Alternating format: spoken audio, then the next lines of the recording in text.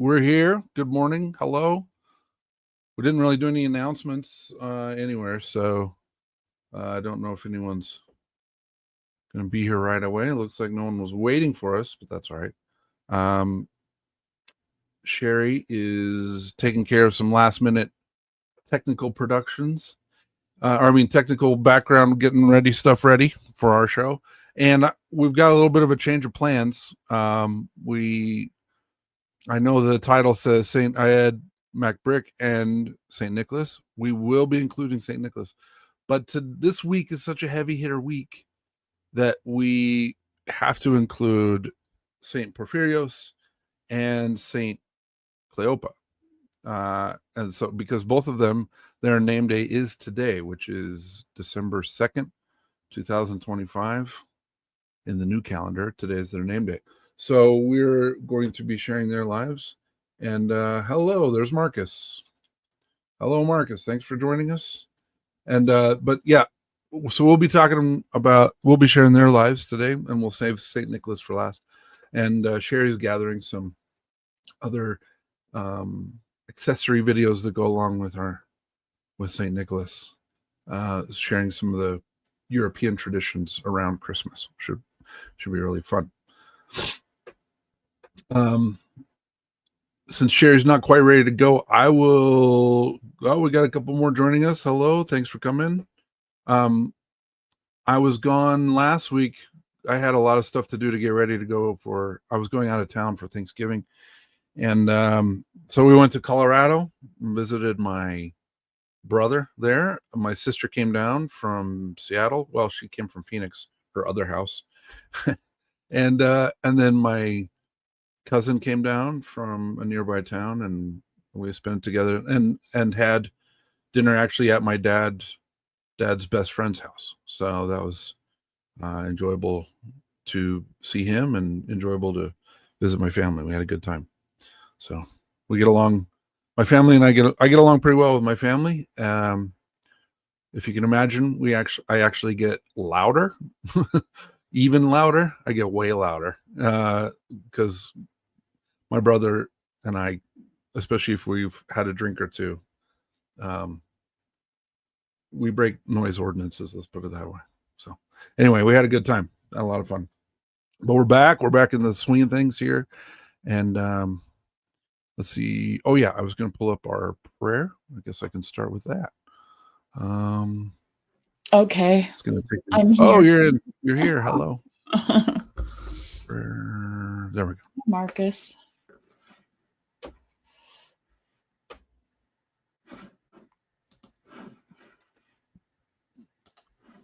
Okay. I'll say a little prayer. We got a busy day, so we'll probably have to get into it pretty quick. Yep. O Lord Jesus Christ, open the eyes of my heart that I may hear your word and understand and do your will, for I am a sojourner upon the earth. Hide not your commandments from me, but open my eyes that I may perceive the wonders of your law. Speak unto me the hidden and secret things of your wisdom. On you do I set my hope, O my God, that you shall enlighten my mind and understanding with the light of your knowledge, not only to cherish those things which are written, but to do them. For you are the enlightenment of those who lie in darkness, and from you comes every good deed and every gift. Amen. Amen. Theophan the Pilgrim is here. Thank you. Yeah, thanks for coming. That's Charlie. Hi, Charlie. Hey, hello, Charlie. So just to repeat, we're going to change up the saints a little bit. We're going to do St. Porphyrios and St. Cleopa, and then we'll get to St. Nicholas. And we will have to put off St. Iad for another day, which his story is fantastic. He's fun. And he's also the patron saint of headaches, which is actually kind of how I ran into him. Okay. So we will, but I'll share his life hopefully next week. Next week, yeah. Yeah. So with that, I guess we can get to St. Porphyrios. Let me get it. Let me grab it. Come here. There we go. Okay. St. Porphyrios, wonder worker of Kavsokalyvia. The holy elder Porphyrios in the world Evangelos, can't say that name. was born on February 7th, 1906 at Euboea in the village of Agios Ioannis in the province of Charistia. His friends were devout, God-loving people. His father was Leonidas, and his mother Eleni was the daughter of Antonius Lambros, who was a salty in the village and had met Saint Nectarios. Oh. The saint's family was large, and his parents were poor farmers who found it difficult to support themselves. Thus, his father was obliged to leave for America, where he worked on the construction of the Panama Canal. Young Evangelos was the fourth child of the family. He tended sheep on a mountain and attended only 1 year of elementary school. When he was forced to go to Chalkida to work when he was only 7 years old. He worked for 2 or 3 years in a shop. Then he later went to Piraeus, where he worked for 2 years in the grocery store owned by a relative. At the age of 12, he left for the Holy Mountain in secret, desiring to emulate St. John the Hut Burner, whom he loved very much, after he had read his life. One of my godsons, that's the patron saint of one of my godsons, actually. St. John the Hut Burner. He's great. God's grace led him to the hermitage of St. George, where he lived in obedience to 2 elders, Panteleimon, who was also a spiritual father, and Ioannikios, his brother according to the flesh, who was a priest. Evangelos devoted himself to these 2 elders with great love and absolute obedience, and who had a reputation for being unusually austere. He was tonsured as a monk at the age of 14 and received the name of Nikitas. After 2 years, he was tonsured into the great schema. That's extremely rare to be tonsured at that young age into the great schema. That's usually something that they do at the very end of their lives. Amazing.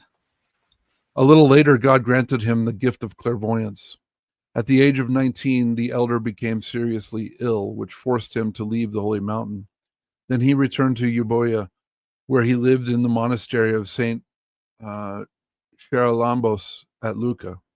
In 1926, at the age of 20, he was ordained as a priest at St. Charalampos of Kymi by Porphyrios III, the Archbishop of Sinai, who gave him the name Porphyrios. At the age of 22, he became a spiritual father and confessor. Shortly thereafter, he was elevated to the rank of archimandrite, which is a priest monk. Then he worked for a time as a parish priest at Sakaioi, a village of Euboea. Father Porphyrios lived for 12 years in the holy monastery of St. Charalampos, ministering to the people as their spiritual father and confessor, and then for 3 years at Anabathia in the deserted St. Nicholas Monastery. On the eve of Greece's entry into World War II in 1940, Elder Porphyrios was sent to Athens, where he took up his duties as a priest and a spiritual father at the Athens Polyclinic. As he himself said, he lived there for 33 years as if it were only one day, devoting himself completely to his spiritual work of relieving the pain and sickness of his patients. In 1955, he settled in Calesia, where he had leased St. Nicholas Monastery from the Holy Monastery of Penteli, along with the rural area that surrounded it, which he cultivated with great diligence. At the same time, he enjoyed his prolific spiritual work. In the summer of 1979, he settled in Molesi with the dream of building a monastery. At first, he lived in a trailer under adverse conditions, then later in a huge cell of concrete blocks where he endured the many trials because of his health. In 1984, he moved into a room in a monastery which was being built. Even though the elder was very sick and blind, he worked unceasingly and tirelessly to complete the work. When the cornerstone of the Catholicon of the Monastery of the Transfiguration was laid February 26, 1990, he was able to see his dream come true. In the final years of his earthly life, he began to prepare for his repose. He wished to retire to the Holy Mountain to his beloved Kavsokalyvia, where secretly and quietly, just as he had lived, he would deliver his soul to her bridegroom. Many times people heard him say, "Now that I have grown old, I want to go and die up there." Indeed, in June 1991, sensing his death and not wanting to be buried with honors, he left for the hut of St. George at Kavsokalyvia, where he had been tonsured as a monk 70 years before. At 4:31 on the morning of December 2nd, 1991, he delivered his soul to the Lord, whom he had loved so much during his lifetime. His last words were those of Christ's prayer, which he loved and so often repeated, that they all may be one. The canonization of Elder Porphyrios took place during the session of the Holy Synod of the Ecumenical Patriarchate on November 27th, 2013. So he died when he was 90? 90 something? Yep. Wow. What a life, eh? Yeah. Yeah, and he has a book called, Wounded by Love, which is his life and then his teachings. Okay. Yeah, I've heard of it. I've heard it's a really good read. It is. Yeah, it's on our the list for the catechumens to read in our parish, and it's very good. I'm just gonna pull up an icon of him.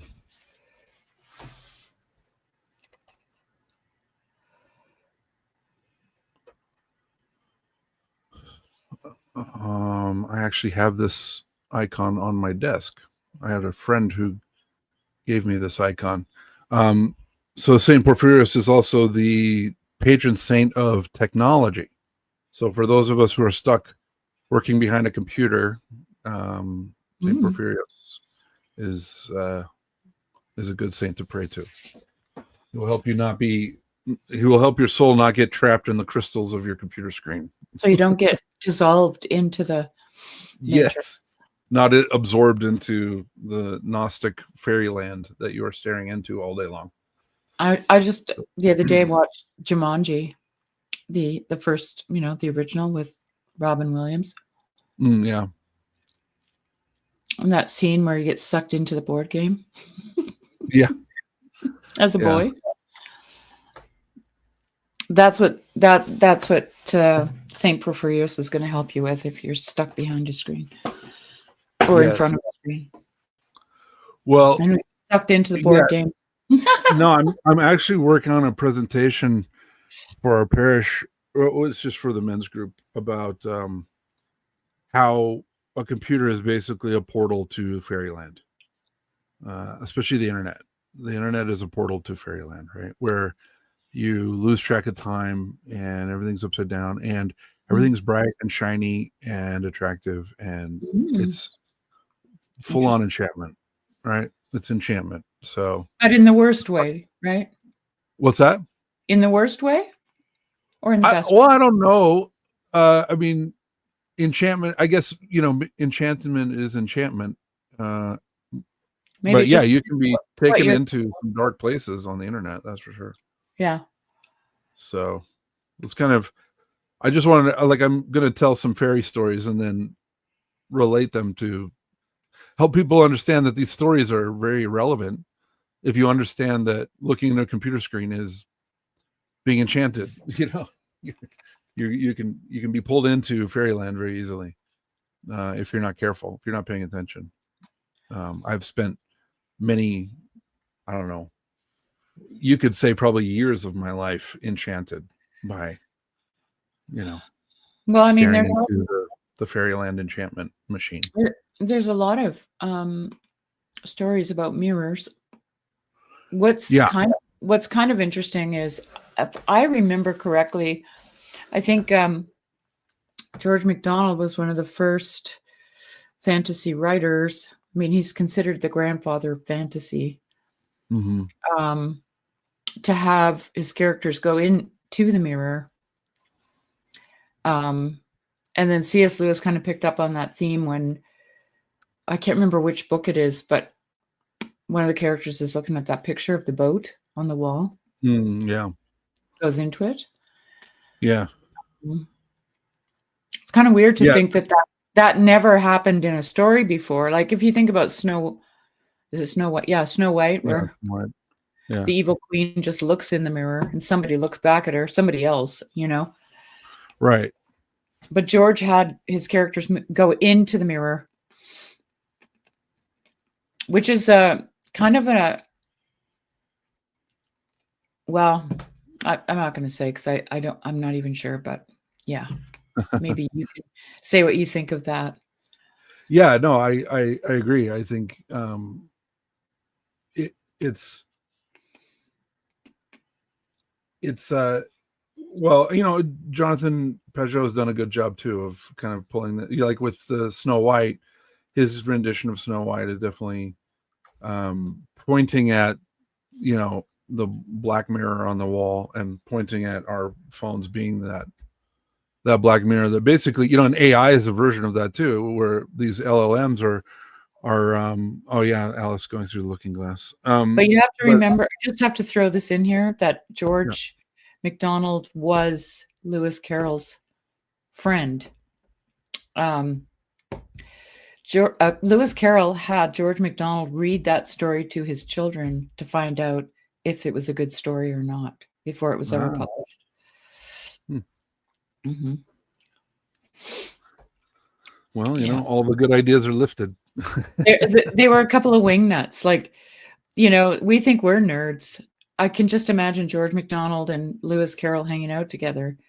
Like, yeah, they used to peruse the craziest books together. Apparently, I did a little reading on it once.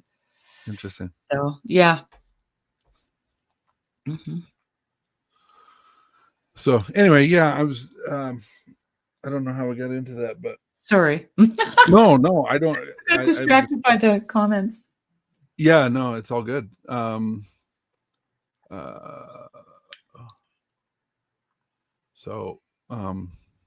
I don't remember what I was going to say. Anyway, I guess we'll move on. Well, you were talking about. Wait. I totally interrupted you. You were talking about mirrors and the internet and enchantment and. Oh, right, and then LLMs. Yeah, I was going to say with LLMs with AI, it's the same thing where it has scoured all of the things that crazy people and all of the people who spend too much time online have written there, and then it presents it back to you, but in a very obsequious way. So they're always it's like sycophantic. It's always asking you, hey, can I, is this what you wanted? Is this what you were looking for? And you say an idea and it's always like, that's a great idea. Let's do this. And, oh, okay. I see what you're saying there. Let's try this. And, oh, that's cool. You want me to do this for you too? Do you want me to do that? And it's like, it's definitely can be, and they're always just trying to draw engagement. They're always just trying to, that's how they measure how successful their product is by how long you stay enchanted. Right? Like how long are you engaging with their enchantment, their divination oracle, their technique. Yeah. Yeah. That's what AI is essentially in my mind, is an oracle for divination, right? People want answers. They want the future. And Mandy says desires.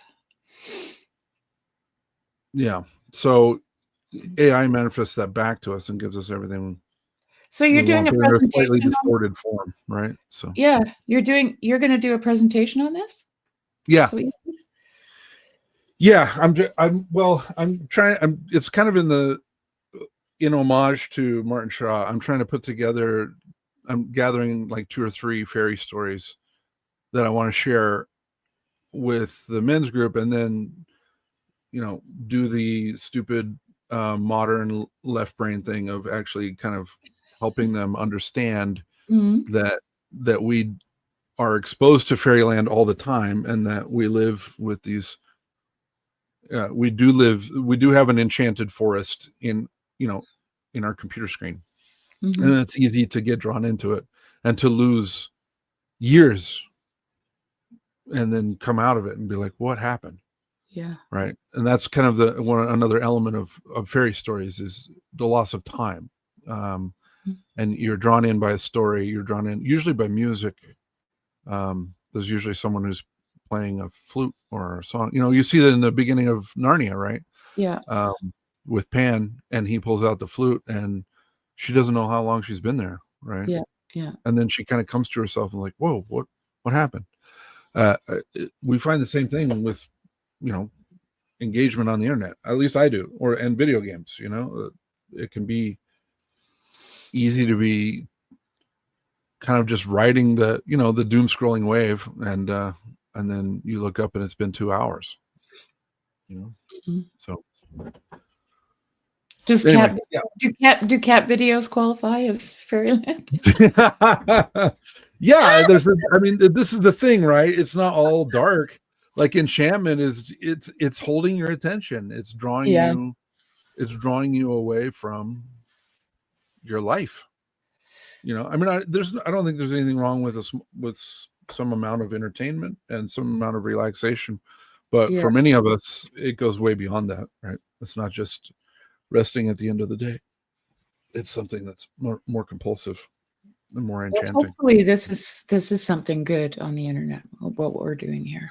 Yeah, I pray for the intercession of the saints for us and for everyone who listens. That is the thing, right? Like the technology is neutral, and but it is still a it's just what it is, right? It's like it's not ideal. It's not as ideal as like us sitting around and telling these stories to each other, but it's better than some things we could be doing, right? There's a lot of things that we could be doing would be much worse. So, well, I look forward to it. I do too. I think there has to be, I don't know, for myself, I think, like I've said this enough times here, that for me, this is an opportunity to have a live discussion with you, with others, and learn something in the process. Like I'm learning the saints, Yeah. And it's definitely having an effect on my life. Like, same. A positive effect on my life. Same. So, yeah. I think. Well, and my whole life has changed because of the internet, right? Like the internet is not all dark. It's not all bad. It's just that you have to keep it in context and you have to remember what it is. And as long as you can do that, it's like staying conscious. It's like staying awake, it's and realizing when the song's coming on, that might be, luring you in, and then it's like, okay, I got to go do something else. Right? Yeah. So, and you can do that with external systems, with setting timers, or, there's apps where you can say, only let me use YouTube for this many hours a week, or let me use my phone this many hours a day, or whatever. Right. So there are some things you can put in place to try to break the spell. I tried that once. I put it in black and white mode, I think. I do that. And I just switched it back to color. No, I do that. So my phone, I switch to black and white. I use it on black and white about 90% of the time. Yeah. There's some things where I need it to be color, but for the most part, I like my phone definitely is black and white, and then my computer, I use a program called Flux that allows you to change kind of I've been using it for years because it allows you to change it from being like bright blue, like that blue white light, to a more orange, something that's a little more easier on the eyes. I usually try to match the ambient light around me, but it also has a grayscale mode where it's basically like watching a 1950s TV, which is actually, my grandparents had one, so it's not unfamiliar to me. But it helps break the spell, because the color is part of the enchantment. Is like the bright, intense color is very engaging, right? And so that helps draw you in. So that's good. I'm glad you mentioned that. Mm-hmm. So for those of you who are latecomers, we're glad you're here. Thank you for joining us. We're changing up the saints we're sharing tonight. We'll do Saint Iad next week. He's a Celtic saint, and I love his life. I kind of accidentally stumbled into his life, and he is the patron saint of headaches. So if you have headaches, you can pray to him. It was Saint, what was her name? Bridget. Saint Bridget asked him to heal her headache, and he took it from her. But they were on opposite sides of the island of Ireland, right? So, she just asked him, and he took it from her, and then ever since then he's been the patron saint of headaches. So, interesting. But we'll talk to him next week. What we're talking this week is Saint Porphyrios. His name day is today, and Saint Cleopa's name day is today. When we've talked about Saint Porphyrios, so if you missed it, you'll have to go back. But now we've got Saint Cleopa, who's I will pull him up right now.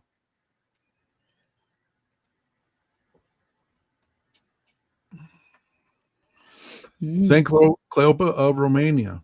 Remember your leaders, those who spoke to you the word of God. Consider the outcome of their life and imitate their faith. On December 2nd, 1998, the remarkable earthly life of one of the most outstanding Orthodox spiritual elders of the 20th century, Elder Cleopa of Romania, ended.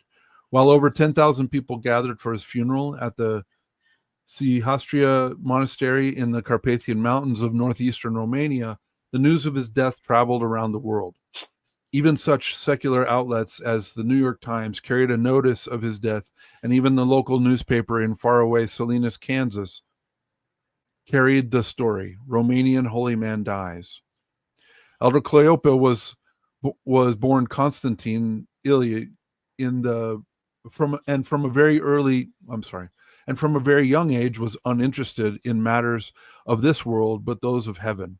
At the age of 17, he entered the monastery of Sihastria together with his brothers George and Vasil.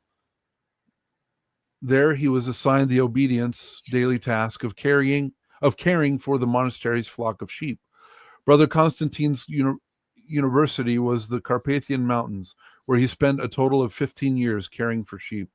There the holy elder spent his time alone with the sheep in the company of only one or two other monks. He prayed constantly and read from the Holy Scriptures daily, along with the writings of the fathers, which he borrowed from the monastery and took with him up to the sheep pasture. He usually came down from the mountains on Saturdays to attend the evening vigil and the divine liturgy in the monastery church.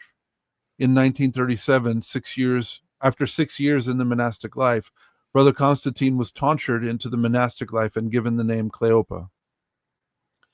In 1942, the abbot of Sihastria Monastery, Father Ioniki, was now 82 years old and realized that he was growing incapable of guiding the needs of the monastery and the spiritual direction of the monks. He proposed that Father Cleopa be named acting abbot in his place. The entire community of monks was surprised by the abbot's choice, since he was only 30 years old, had no seminary training, and spent most of his years alone with the sheep in the mountains. Yet Father Ioniki knew other things. Father Cleopa read voraciously and had learned more in his private reading among the sheep than many seminaries could have taught him. He also knew that Father Cleopa was capable, rational, and spiritually advanced. So several monks set off for the mountains, where they found Father Cleopa surrounded by his sheep. They greeted him with these words: Father Cleopa, the time has come, as in the days of the prophet David, for you to leave those who are lambing now and to shepherd the rational flock. We all want you. Father Ioniki, who raised all of us, has summoned you because he is not able to carry his burden any longer. Father Cleopa refused their request. I am only 30 years old. Look for someone else, because I do not know how to guide souls. I am a sinner. Despite his objections, Father Cleopa accepted the office after receiving this note from his spiritual father, Father Paisius. My beloved son, I am a sinner, but my advice is that it is not your place to say yes or no. Don't be glad that they are choosing you as abbot, and don't be upset when they take that position from you. Be obedient to the will of the elder abbot and the community, and leave yourself totally to the will of God. After only a few years in service to the brothers of the monastery as abbot, a new chapter in the elder's life began in 1948. In May of that year, Father Cleopa had just finished celebrating the Divine Liturgy when officials of the dreaded Securitate, the Romanian secret police arrived and took him away in a car. He was kept locked in a basement cell for 5 days with no questions asked, no explanation given, and no food or water. After his release, he was advised by those who loved him to go into hiding for a time, either in the mountains or someplace where he could not be found. Father Cleopa fled to the mountains, where he made a small wooden shack at the side of a cliff that was more of a cave than a shack. There, the elder spent his days and nights in prayer, serving the divine liturgy on a nearby tree stump. Father often referred to his years in caring for the sheep as his university years, in which he spent the most time reading and learning with his mind. But the school that formed him into one of the leading Orthodox spiritual fathers of the 20th century was his years living in total seclusion, hiding from the communist authorities in the forests and mountains. After a year in seclusion, the elder returned to his monastery only to be forced into hiding once again from 1952 to 1954. In 1952, he was again arrested by the Securitate, beaten and thrown into a basement where he was tortured with blinding lights. A third period of persecution was followed by a third period of seclusion in 1962 to 1964. The elder always considered these years of solitude as the most blessed times of his life. There, in the solitude of nature, he met God in his heart through unceasing prayer. His daily practice was to spend 10 to 12 hours each day and night in prayer. He would read the morning prayers, the Akathist hymn to the Savior, as well as other Akathists along with the Book of Psalms. Later in the day, he would read Vespers, Compline, the Paraclesis to the Theotokos, and the evening prayers. The rest of the time was spent in labor and in repeating the Jesus prayer.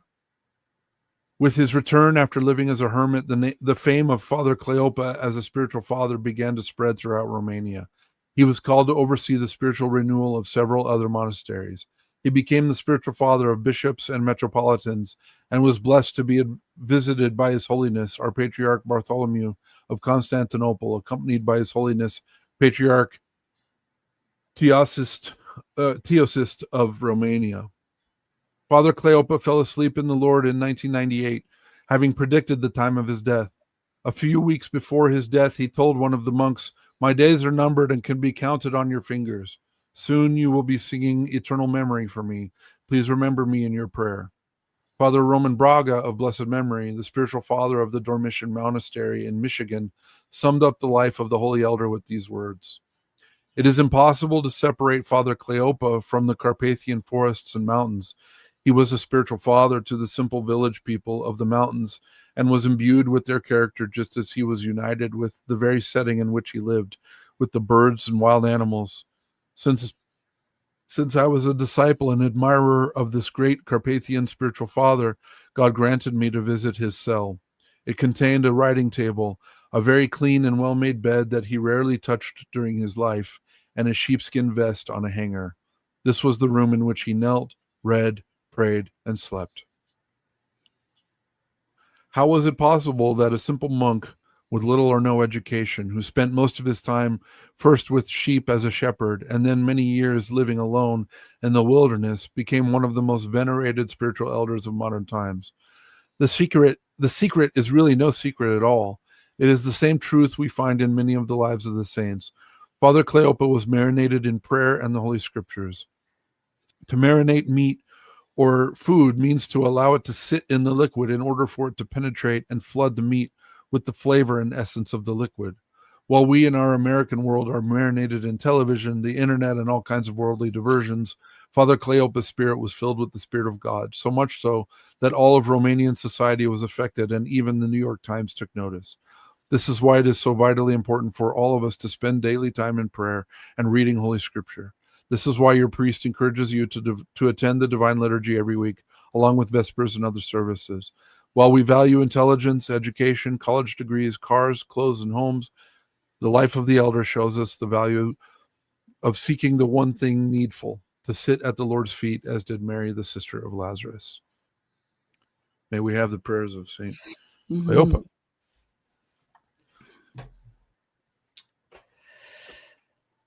Oh, that's cool. Two modern saints, really? Yes. Yep. Yep. And I think there is you can find a few videos of Saint Cleopa on the YouTubes, and then there's also I think they're gathering his life and teachings right now. I don't know if there's a book. They're especially not in English. I think they have one in Romanian, but I think they're still working on translating it into English. Okay. But yeah, there's some interviews with him. There's some videos of him online. Okay. I guess we'll pull up a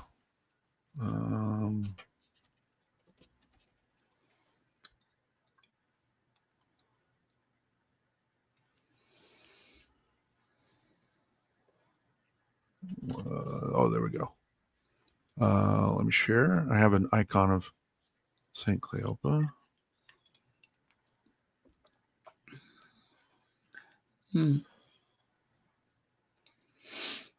It wasn't lost on me that both of these guys were shepherds. Yeah. Porphyrios too, as a boy. Yeah. Well, the sheep will teach you things if you pay attention. But yeah, we have, that's the great thing about some of these modern saints is, we have photos and we have video. There's, like I said, there's video of Saint Cleopa. So it's awesome. All right. And now we came to the star of the show, Saint Nicholas, one of the great saints. Mm-hmm. And, so his name day is Saturday. And that's a big day. Yeah. It's a big day in Switzerland. It's the kids' favorite day because that's when Samichlaus comes. He doesn't come on Christmas Eve. He comes on St. Nicholas's name day. Even in Reformed cantons, Protestant cantons. Yeah. Interesting. Mm-hmm. Okay, let me pull up his life. Here, Saint Nicholas. Saint Nicholas, the Wonder Worker, Archbishop of Myra in Lycia. Saint Nicholas, the Wonder Worker, Archbishop of Myra in Lycia, is famed as a great saint pleasing unto God. He was born in the city of Patara in the region of Lycia on the south coast of the Asia Minor Peninsula, and was the only son of pious parents of Theophanes and Nona, who had vowed to dedicate him to God. As the fruit of the prayer of his childless parents, the infant Nicholas, from the very day of his birth, revealed to people the light of his future glory as a wonder worker. His mother Nona, after giving birth, was immediately healed from illness. The newborn infant, while still in the baptismal font, stood on his feet for 3 hours without support from anyone, thereby honoring the Most Holy Trinity. St. Nicholas, from his infancy, began a life of fasting, and on Wednesdays and Fridays he would not accept milk from his mother until after his parents had finished their evening prayers. From his childhood, Nicholas thrived on the study of divine scripture. By day he would not leave church, and by night he prayed and read books, making himself a worthy dwelling place for the Holy Spirit. Bishop Nicholas of Patara rejoiced at the spiritual success and deep piety of his nephew. He ordained him a reader, and then elevated Nicholas to the priesthood, making him his assistant and entrusting him to instruct the flock. In serving the Lord, the youth was fervent of spirit, and in his proficiency with questions of faith, he was like an elder who aroused the wonder and deep respect of believers. Constantly at work and vivacious in unceasing prayer, the priest Nicholas displayed great kind-heartedness towards the flock and towards the afflicted who came to him for help, and he distributed all his inheritance to the poor. There was a certain formerly rich inhabitant of Patara whom St. Nicholas saved from great sin. The man had 3 grown daughters, and in desperation, he planned to sell their bodies so they would have money for food. The saint, learning of the man's poverty and of his wicked intention, secretly visited him one night and threw a sack of gold through the window. With the money, the man arranged for an honorable marriage for his daughter. St. Nicholas also provided gold for the other daughters, thereby saving the family from falling into spiritual destruction. In bestowing charity, St. Nicholas always strove to do this secretly and to conceal his good deeds. The Bishop of Patara decided to go on pilgrimage to the holy places at Jerusalem and entrusted the guidance of his flock to St. Nicholas, who fulfilled his obedience carefully and with love. When the bishop returned, Nicholas asked his blessing for a pilgrimage to the Holy Land.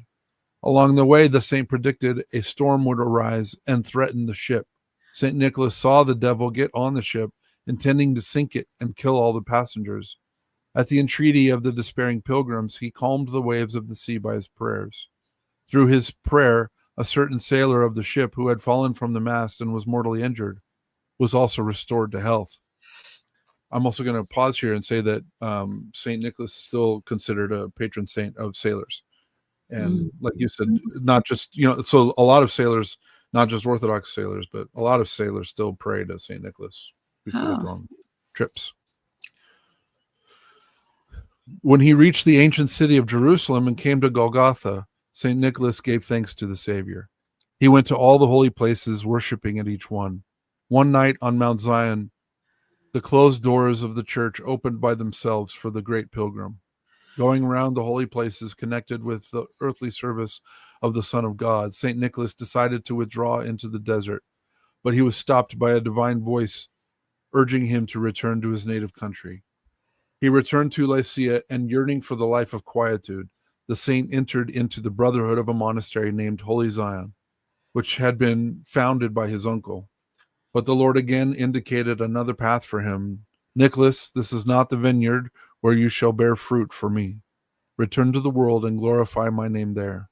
So he left Patara and went to Myra in Lycia.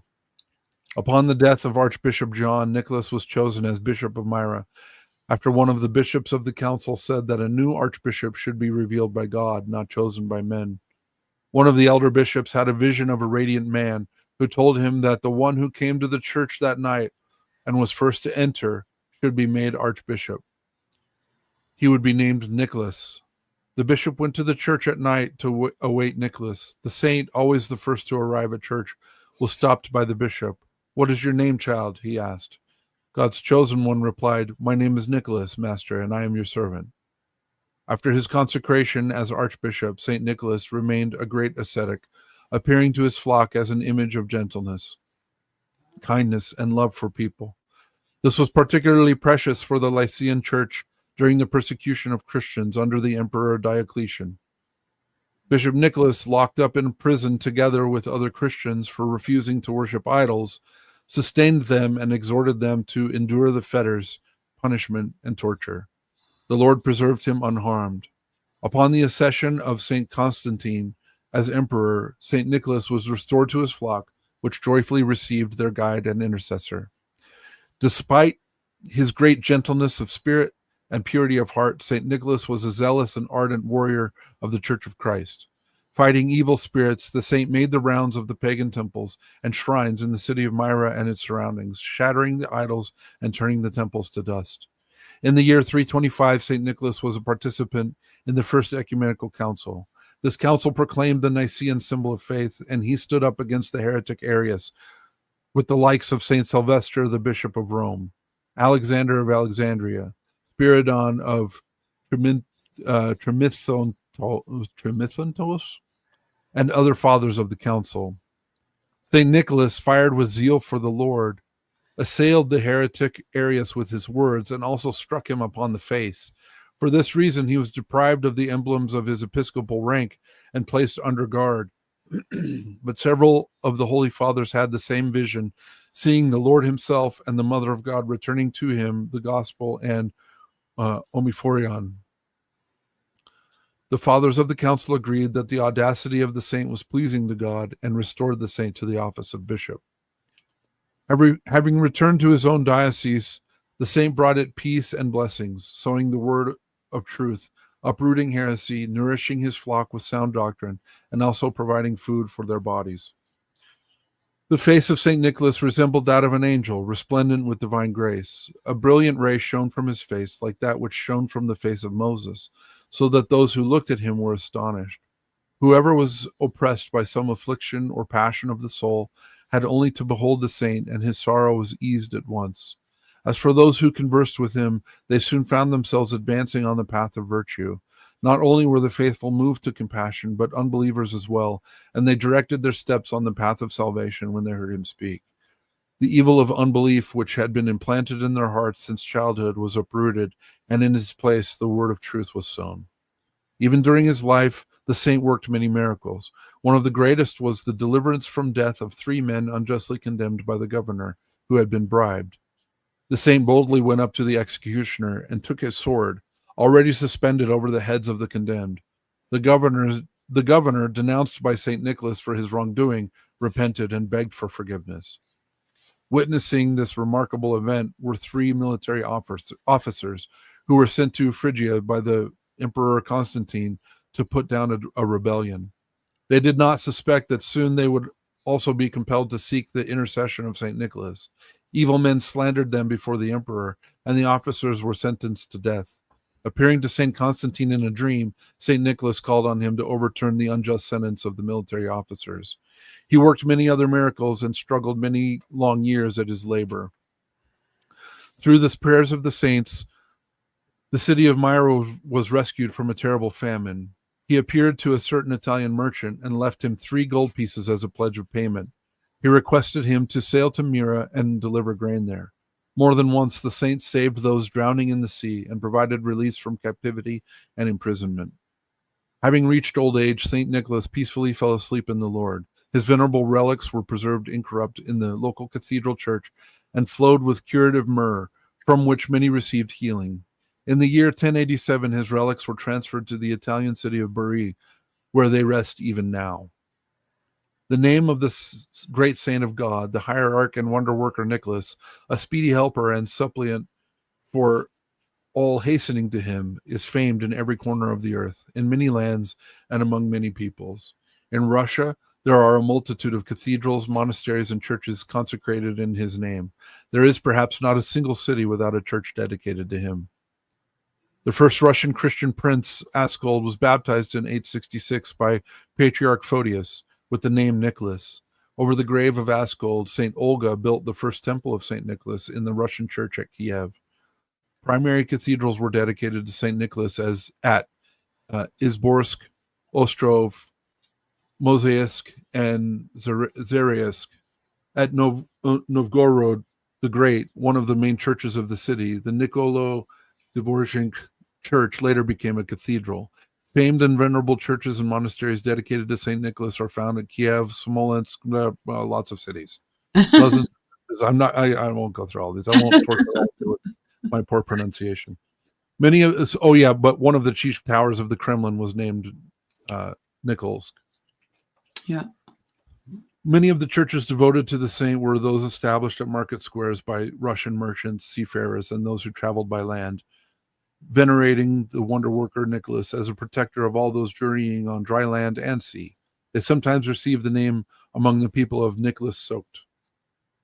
Many village churches in Russia were dedicated to the wonder worker Nicholas, venerated by peasants as a merciful intercessor before the Lord for all the people in their work. And in the Russian land, St. Nicholas did not cease his intercession. Ancient Kiev preserves the memory about the miraculous rescue of a drowning infant by the saint.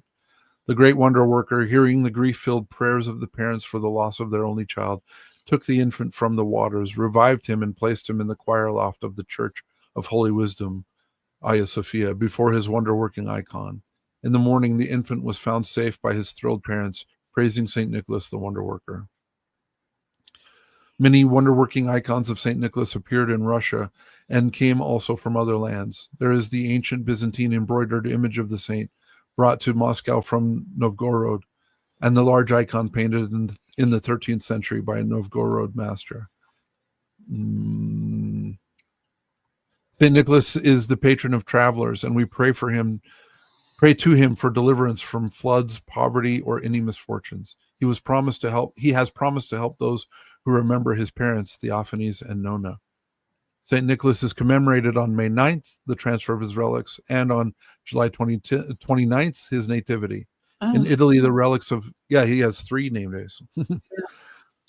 In Italy, the relics of St. Nicholas are in the Roman Catholic Basilica of St. Nicholas in Bari, and his left arm is in St. Nicholas Roman Catholic Church of Rimini. In Russia, relics of St. Nicholas are to be found in Christ the Savior Cathedral in Moscow and in the St. Alexander Nevsky Lavra in St. Petersburg. The right hand of St. Nicholas is in the Church of St. George and the St. George the New in Bucharest, Romania. In Greece, portions of the saint's relics are in the monasteries of St. Nicholas Apobathia in Euboea and something. Yep. A piece of the saint's left arm is in the Metropolitan Church of Volos. One of the saint's teeth is at the Calabritra Monastery in another city. We have the prayers of St. Nicholas, especially this year. Yeah. Well, I wanted to add a little something interesting. A friend of mine sent me recently an Instagram video of this something that I wasn't familiar with because they don't celebrate it in Switzerland. The tradition in Italy, Austria, like Tyrol, along the border, the Alps of Italy and Austria. Actually, it's on Wikipedia. I'm not sure if Bulgaria, Croatia, I think, or Serbia also do this. They have this thing called Krampus. And in Switzerland, Krampus morphed into what the Swiss call Schmutzli. So on the 6th of December, you have St. Nicholas coming out, and he always has this very black man that carries like a switch with him. And if you're a good child, St. Nicholas will give you some candy and oranges and such. You also have to say a little, he'll ask you to sing him, if you have a verse for him, like a little poem or a song. And if you were a bad child, and he has a book, St. Nicholas has a book, right? Yeah. Then the Schmutzli will carry you away. Well, in the Krampus tradition, the Krampus is a creature from hell. It's terrifying, actually. I'll show you some pictures. It has one human foot and one goat foot. It's half goat. I was going to bring up a scary picture. Oh, there you go. Yeah. Okay, so you got and you've got some of those cards.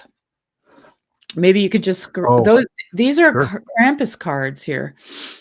So people would literally give these greeting cards at Krampus because the Krampus is the 5th of December. St. Nicholas's Day is the 6th. So Krampus shows up. So, you often have these, right? You have Halloween and All Souls Day. There was another one. Yeah, there's another one. Scary Krampus card, yeah. Yeah, these are, and the one there, yeah, these are some of the Krampus. You can see St. Nicholas in the back. Yeah, he's in the back. So in these countries, St. Nicholas and the Krampus show up together. And I mean, I watched a bunch of videos today trying to figure it out. And it seems that there's always, especially in the Austrian tradition, young men that are just kind of, doing their own thing. And they're usually young men, like 16 and, to 25 or something. Mm-hmm. And these Krampus come and grab them and they beat them,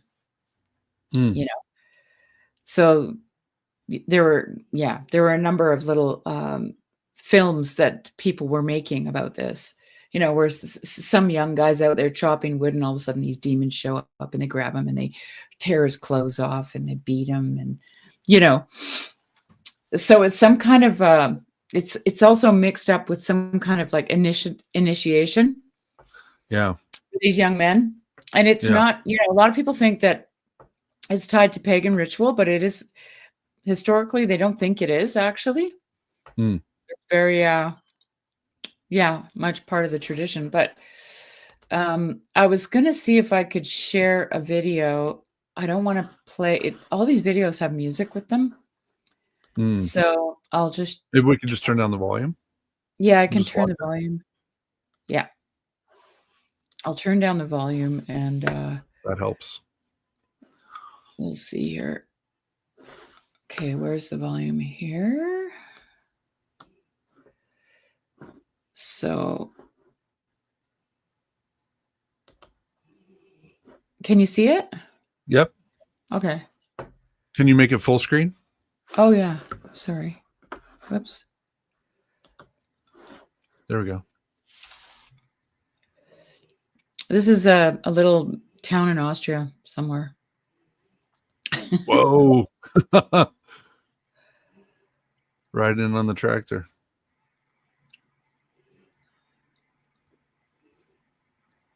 There's a whole bunch of Krampus characters.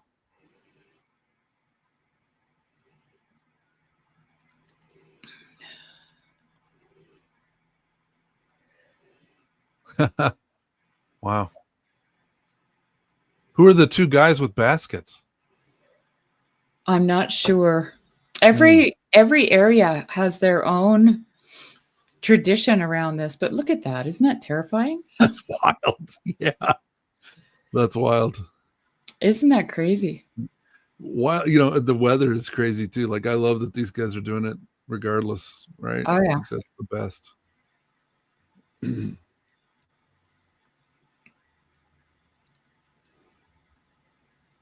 And I mean, if anybody wants to, check it out, there's lots of actual like parades all through Austria, Italy, where they're grabbing young guys, and different villages have different traditions, but yeah, I've seen them like chasing guys around town. Yeah, chasing them, and yeah, beating them with their sticks. I just thought this was a really great video. Yeah, that's amazing. I have a lot of respect for the camera guy too. Yeah. Especially in that weather, right? Yeah. There you go. I'll stop sharing now. Oh, that's great. That's really cool. So what does Krampus mean? Like the name if you go to Wikipedia, I don't have it pulled up because I'm just lame, but you could pull it up. It gives you a little inside information, but it was interesting for me reading more about it because it reminded me of a lot of... Okay, I'll just let you read this. The Krampus is a horned anthropomorphic figure who, in the central and eastern Alpine folkloric tradition, is said to accompany St. Nicholas on visits to children during the night of the 5th of December, Krampus night, immediately before the feast of St. Nicholas on the 6th of December.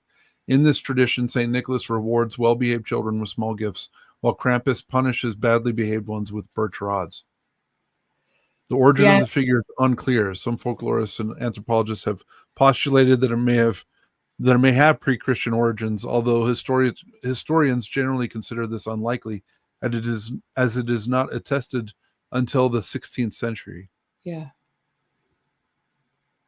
Yeah, and then he talks about the Krampus cards, right? Krampus is featured on holiday greeting cards called Krampus cards. And here's the deal. All of this is aimed at children. So like this picture, the photograph at the top there, the first photograph, this would be at someone's home. So oh, jeez. Yeah, and then the children would have to say something nice to Saint Nicholas, right? Yeah. And these two girls with the angel wings, they're kind of they give the gifts if the children are good. Otherwise, these guys, the Krampuses, they take the children to hell. Okay.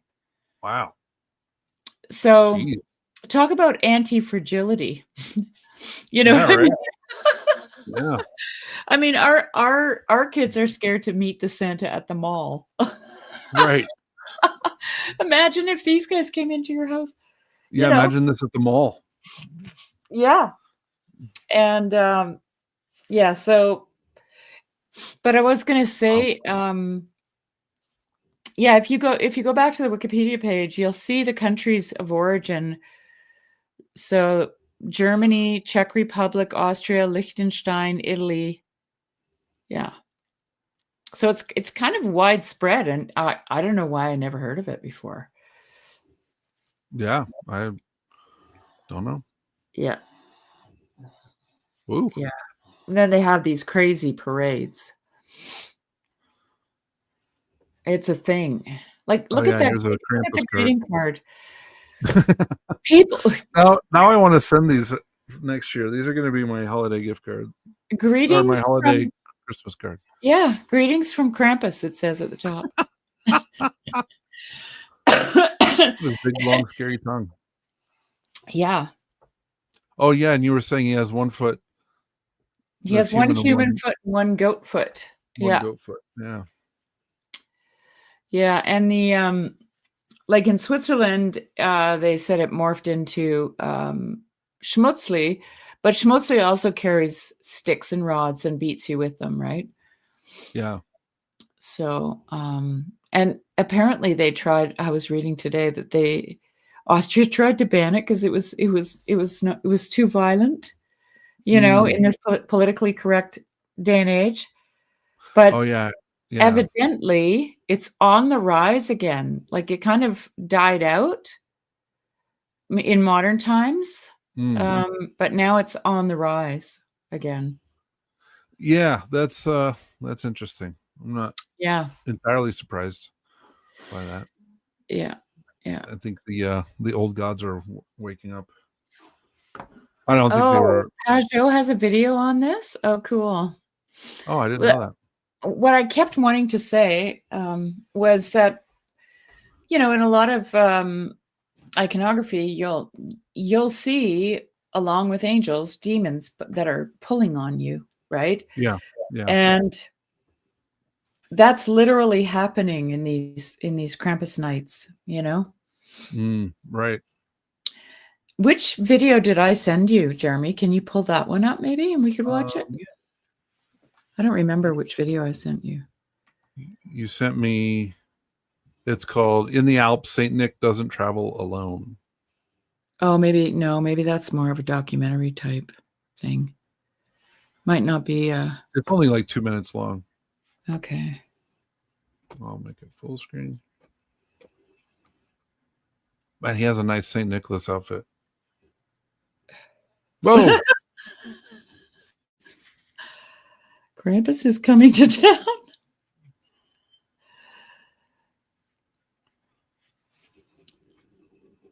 I mean, the visual. Just look at the visual. Isn't that amazing, actually? Yeah. Well, like I was saying, too, the Krampus reminds me of the Wendigos. Right. And then you have these mask makers. I watched a bunch of mask maker videos, too. They carve these masks, you know. See, there's St. Nicholas visiting the children. And these guys are standing there. Oh, man. That's wild. Isn't it? Yeah. No one's crying. Look at that. Yeah, because if you're Teutonic, if you're German descent, you got to man up, man. I'm telling you. Yeah, that's it. Yeah.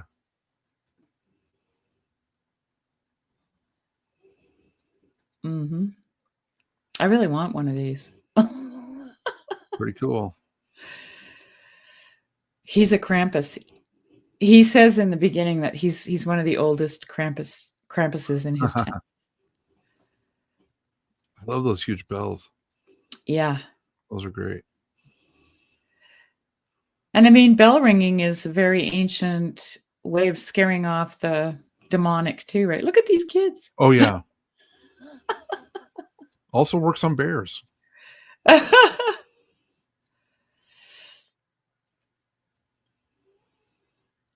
Some kids are scared. Some are brave. Well, I guess you got St. Nicholas there to keep them in check, right? There's always that hope that you won't have to go to hell that night. Yeah, St. Nicholas will chase them off. But imagine if you were a kid who knew he was bad. Ah, He'd be a little terrified, eh? yeah, no kidding. Yeah. That was great. Anyway, I just thought I'd share that. Some of these Alpine European traditions are just so fascinating to me. They really, really are. Yeah. Uh-huh. Oh, this is interesting. Marcus said, apparently there's a Dutch tradition Yeah. where a darkly dressed monk came with Saint Nick. After the Protestant Reformation, instead of a monk, it was a Muslim, from my recollection. Interesting. No, it's kind of like the Swiss tradition too, Marcus. He's called Zwarte Pate or Pete. He's Black Peter, and it's the same as Schmutzli in Switzerland. Originally they were black because they were from hell, right? Mm-hmm. So where the fires are, that's where the blackness comes from. But then in the more civilized European places like the Netherlands and Switzerland or whatever, they became chimney sweeps. They were chimney sweeps. Because as you know, Santa Claus comes down a chimney, right? So there's a little connection there. Although that Santa Claus in the Netherlands and Switzerland doesn't come down chimneys. But somehow that tradition moved its way into North America. So yeah, because St. Nicholas doesn't show up at Christmas. He shows up on his name day. And he wanders through the town and he does what you saw these guys doing. Yeah. And in Switzerland, at least, I don't know what it's like in the Netherlands, but in Switzerland on Christmas Eve, the Christ child puts the presents under the tree. And you don't get to see him. But when he's finished, he rings a little bell on the tree. And then the children can come. They have to stay out of the ground. Yeah. Nice. Yeah. That's interesting that the bell's associated with that too, right? Yeah. That's good. Oh yeah. That's cool. Lots of bells. Lots of bells.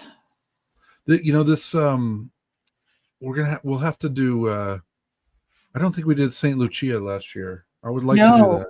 Yeah, we should do that. Lucia this year, because there's a lot of festivals around her name day as well. So yeah, I think that would be we should do that this season. I think her name day is the 14th of December.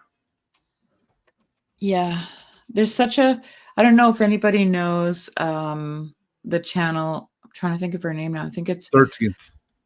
She's the 13th of December. Sorry. Anyway. Yeah, which used to be, that used to be New Year's, right? Was that you that told me that? No, it wasn't me who told you. I don't know. I haven't heard that. Sweden has a very robust St. Lucia tradition too, oddly enough, even though it was Lutheran. But they say it's because it's so dark in the wintertime there. Yeah. Yeah. Yeah, these are beautiful. These are beautiful festivities, actually. I love them. Which? Just all of these, like St. Lucia in Sweden, where they wear the crown with the candles. Yeah, they do it in Italy too. Like my friend actually went on a Mormon mission to Italy, and that blew his mind, because he went to the St. Lucia, because it was like he was in this little village, and so it was all very traditional, and they got one of the girls from the village dressed up as St. Lucia, and she had the crown with the candles and doing the whole procession through the whole town, and the priests doing all the holy water and everything, and then they were singing the whole time, and then go into the church, and the church is all dark, and then she comes in with the candles and stuff. It's a very beautiful service, apparently. Yeah, and there's a big thing like that in Sweden too. But I really love these what would I call them? They're very embodied, connected to the liturgical, like the cosmological cycle too, festivities, right? and I don't know, it's kind of brings the spiritual, the unseen realm into the seen realm. I put a link in the chat too if anybody wants to jump in.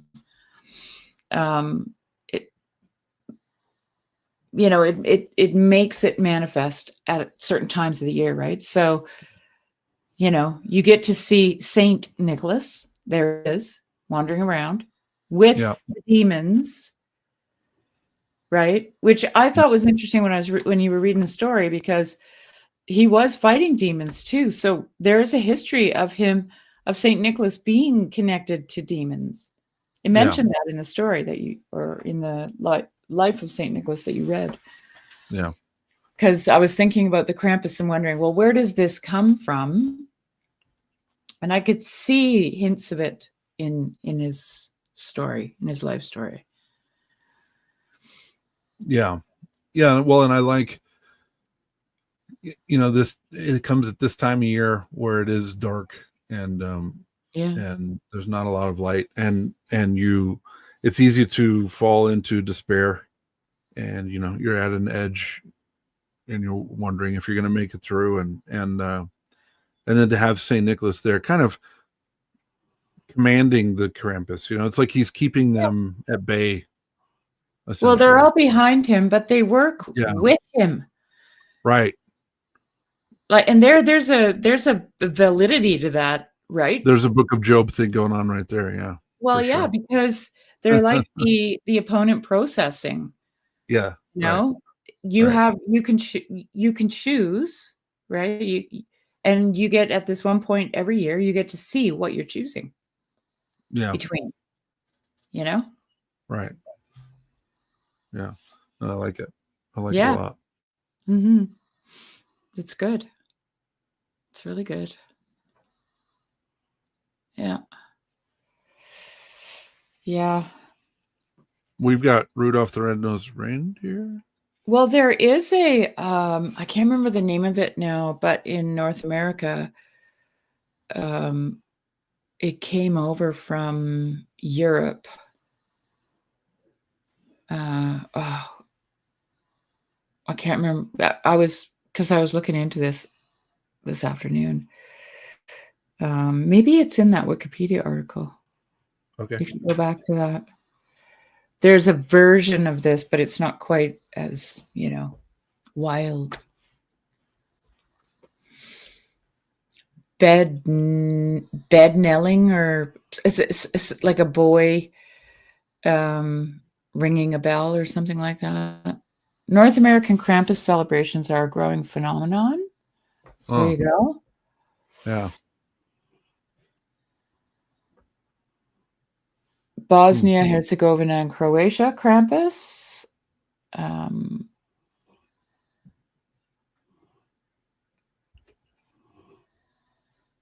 Maybe go down a little further. It might mention that. Oh no, that's it, eh? Okay. Yeah. I don't remember where I saw it.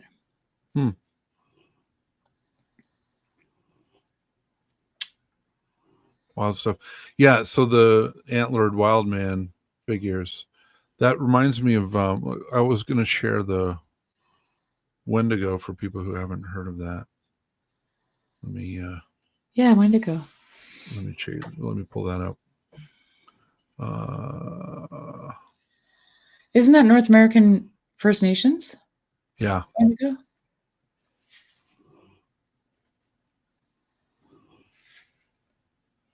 Although I don't really like this depiction. But Wendigo, yeah. Norval Moriso. He's Canadian. Eh? This is all in my neck of the woods too. It's all over the place. Oh, it's Ojibwe. Yeah, Wendigo is an emaciated figure with ashen flesh. Others describe it as a giant creature up to 15 feet tall, or as a beast that grows larger the more it eats. It may have sunken or glowing eyes and sharp yellowed fangs and claws. So it's a deer-headed man, basically. Let me pull up a better picture. Hold on. Stop. Oh, it's Algonquin mythology. Well, it's all around down here too. Let's see. Marcus says there's a very good short by Algernon Blackwood on the Wendigo. Interesting.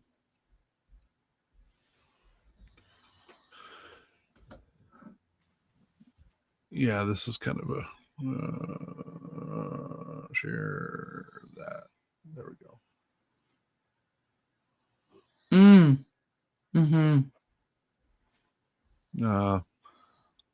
I've also seen ones like this.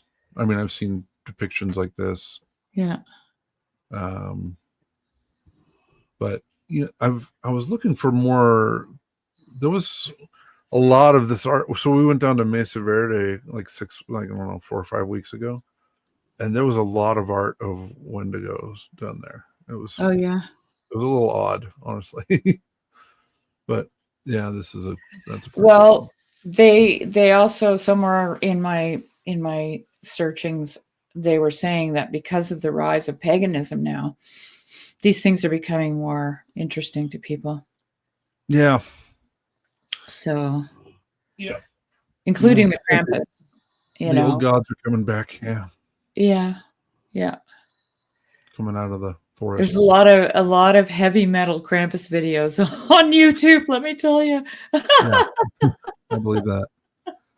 That's right up their alley. Yeah. The they just love cosmic theater of heavy metal.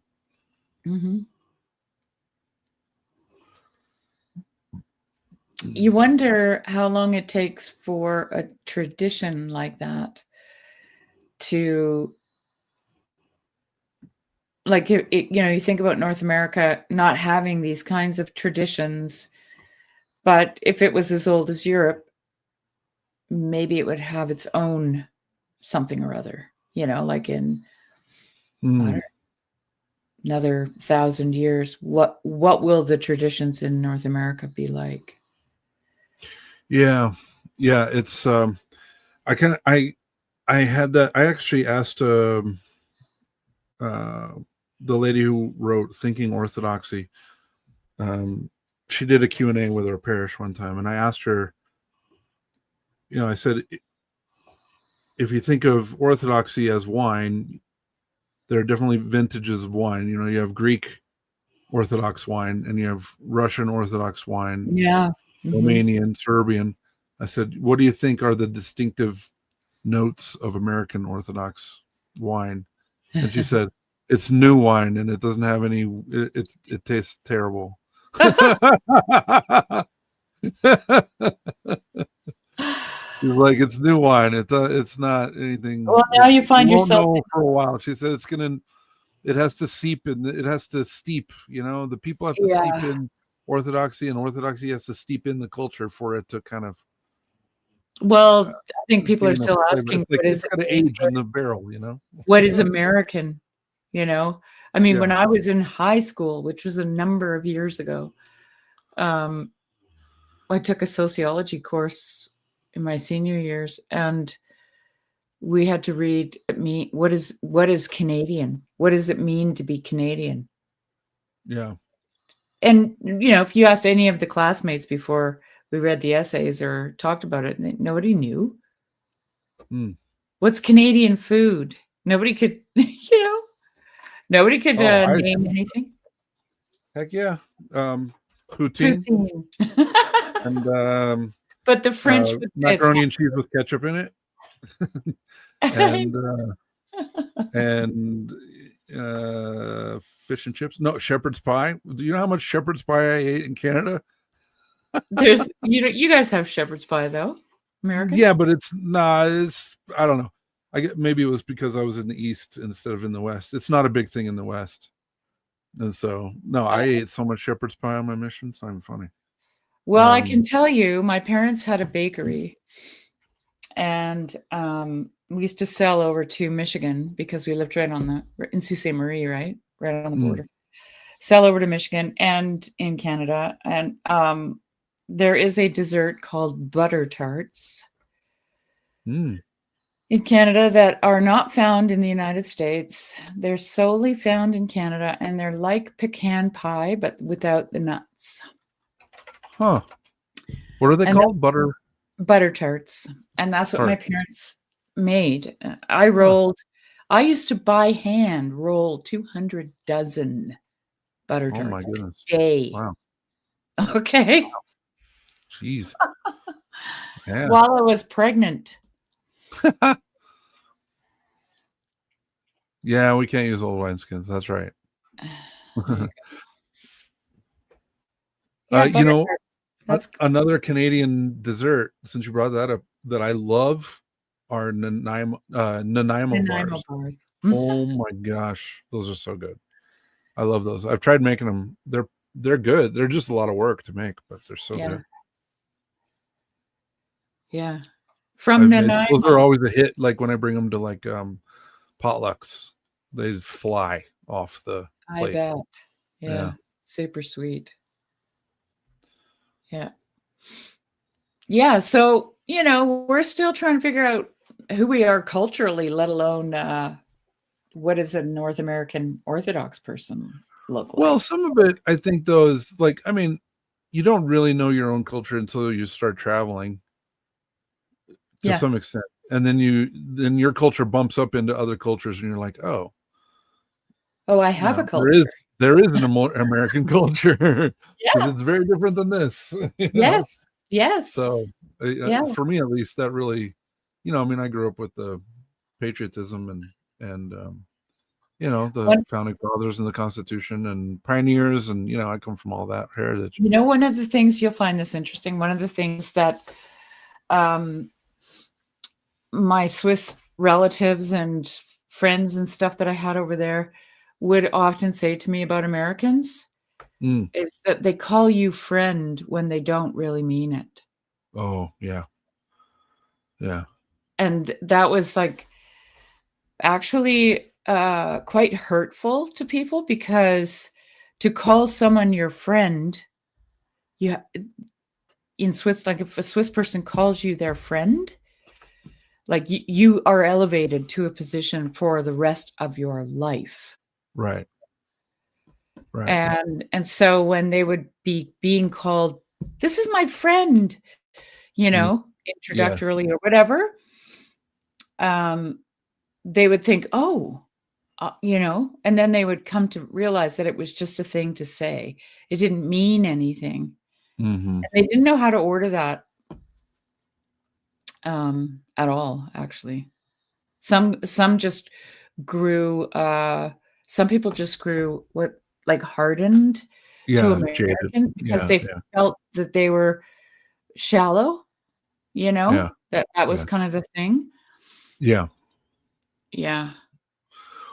Well, yeah, I think that's widely true, sadly. I think that's widely true. I had a friend who pointed out kind of the difference in culture.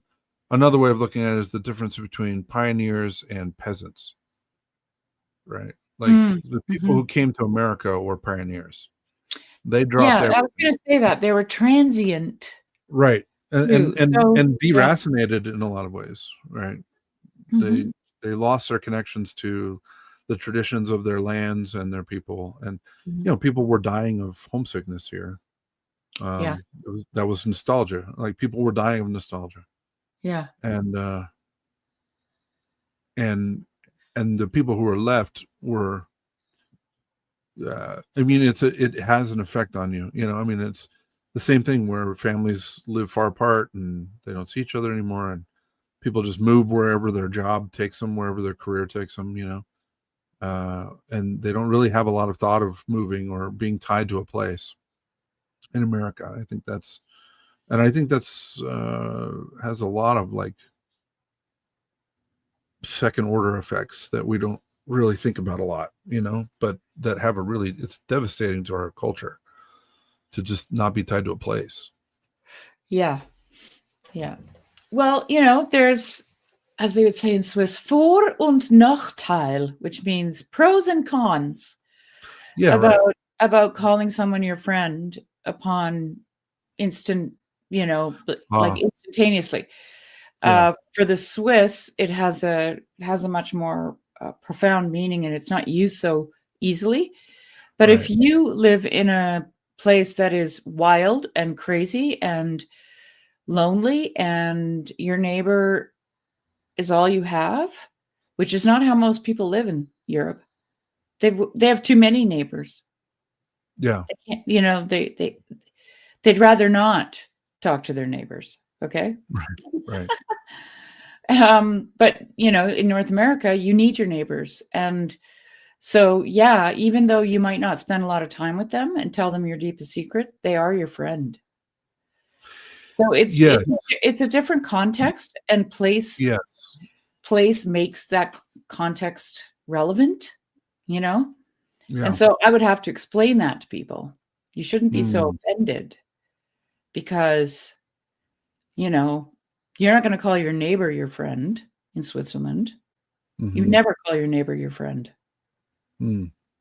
because neighbors are neighbors, and they could cause you a lot of grief if they wanted to, right? Yeah. And they often do. Right. So, yeah, it's just a different way of, and it has to do with place, actually. It has to do with place. Place is so important, I think. Yeah. No, I agree. And I think here it's more like we use acquaintance and friend kind of interchangeably. There's not, I think that's one thing I've noticed just about American English in general.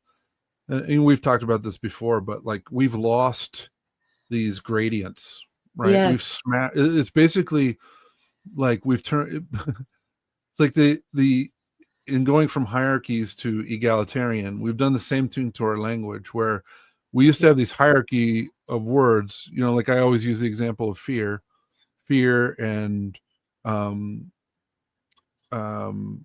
something, and then terror, and then fright. Right. So those were like a gradient, and fright was the worst. To be frightened was, absolutely the worst. And fear was just like a general small sense of foreboding, the apprehension of evil. And we just smashed them all into synonyms. It's like we took these gradients and just, they're all the same. So acquaintance, friend, neighbor, those are all the same thing. Yeah. And it's, I think that is, we've just lost nuance as a result. I would even say, Jeremy, that there's some kind of, and I know this might sound harsh to North American ears, but if you've lived in a crowded European country, you'll understand. There is something important about ordering who your friends are. Yeah. Like Christianity, especially in North America, has really broadened the meaning of neighbor. Okay. Love your neighbor. Right. And so people are like compelled to love their neighbor. Well, they're not in Switzerland, because your neighbor, it's cramped, and people fight all the time. So one of the reasons we moved to Telegraph Creek was because we had lots of neighbors in Switzerland. So we were like, where is there a place where there are no neighbors? Right. My grandpa said you should be able to pee off your back doorstep, or else people live too close to you. That's exactly, that was his rule. I told that to my husband. I said, anywhere, I can just go pee anywhere I want on my whole property. Yeah. And that's what I call perfect. Right. But yeah, so, there's some wisdom in not calling your neighbor your friend, Jeremy. Right. There really is. Yeah. Good fences make good neighbors. Coming from Lives of the Saints, you don't have to love everybody. You have to like them, but you don't have to love them, because that's what it means to Swiss people, at least. And I would say to most Europeans, Yeah. Well, I think some of that too is, and I don't know if this is still the case, But like I lived in small towns most of my upbringing, and small towns have a very different dynamic where the, especially the old names that have been there, the old families, the families have been there since the beginning, since the founding of a city, where there's this whole structure that's in place, and everyone is way more aware of what's going on in everyone else's lives. And as a result, gossip is a huge problem, because gossip can be extremely destructive in a small environment, like in a small town. Like I lived in a town of like 2,000 people one time for some of my childhood, and rumors start, and it's just like everybody knows. Like you go, there's nowhere you can get away from it, and that's what's really hard too, is like kind of to your point of like, those aren't, you don't have 2,000 friends. No. Just be honest. I mean, honestly, when I growing up in the area, like we lived actually west of Sault Ste. Marie, Ontario, about 30 minutes, and that area was 500 people. It wasn't even a township. It was just incorporated or something. And we had party lines. Okay. Yeah. So our house had like 2 shorts and a long or something, and then the neighbor was a long and a short. You know what I mean? The rings. Yeah. Do you remember those days? Oh yeah. Yeah, there was one town I lived in where you only had to dial like 4 numbers, Right. That was it. Yeah. And then, you'd be talking to somebody on the phone, all of a sudden you'd hear click. Right. Listening to your phone call. To make a call, yeah. Anyway. Small towns. Oh, don't I know it? Yeah. Yeah, it's rough. It's a different dynamic for sure. So I can see, especially with that background and a much longer history of those familial dynamics in a town, I imagine would definitely affect and put into, make it extremely obvious that you should have some kind of hierarchy of friends, Yeah. There's kind of there's kind of an architectural remnant of that, especially in where I live in Utah, where you have your house, and a lot of people have like a front, like it's like a front sitting room. It's like a parlor, I guess you would, and it was basically where, they don't really do it anymore, but in Mormonism, there used to be like visiting teachers women would go and visit each other every month in the ward, so ward was like 200 to 300 people. Okay. And, 2 women would be assigned like several women to go visit every month. And then there were home teachers. So there were 2 men who would do the same thing, where they would be assigned to just visit families in the ward every month. And so that room was kind of like where that took place, right? In people's houses, you would go and you would sit there. So it was like the least intimate, they're in your home, but it's kind of sectioned off, and it's right by the front door. And it's also the kitchen, the nicest furniture, and yes, it's the nicest furniture, and exactly. So it's like the public presentation of the family too, but so you're allowed in the home, but it's still very formal. Yeah. And then you don't see it as it's kind of going away. But you still see it a lot, and most newer houses still have this kind of arrangement. And then there's the, next you kind of go, and there would be sometimes it's either the dining room or the kitchen. There's a dining room is next to the formal living room. There would be a dining room, and then the kitchen, and then there would be a family room, back. And then, so this kind of goes into Jonathan Pageau talks about the same thing, where, there's people who you allow on your doorstep. There's people who you allow into that formal dining room. There's people who you allow into your dining room. Then there's people who you allow into your kitchen. Yeah. And there are people who you allow into your family room, and then And then, but then there's another layer of that of bedroom, like no one goes in your bedroom except Right. you, right? And your spouse. So it's kind of that layer of intimacy is there, and it's built into our architecture, but this is all stuff we just don't think about. Yeah. And then, and for some reason we think that we have to just live in a world that has no boundaries like that. Right. No walls. Yeah. Right. But there's when you do that, you take away the sacred from life. Right. Actually. Right. Yeah. Because you don't share yourself with anyone. Well, then everything is just, it's like those rancher style bungalows where you walk right into the living room of the front door, Yeah. Like,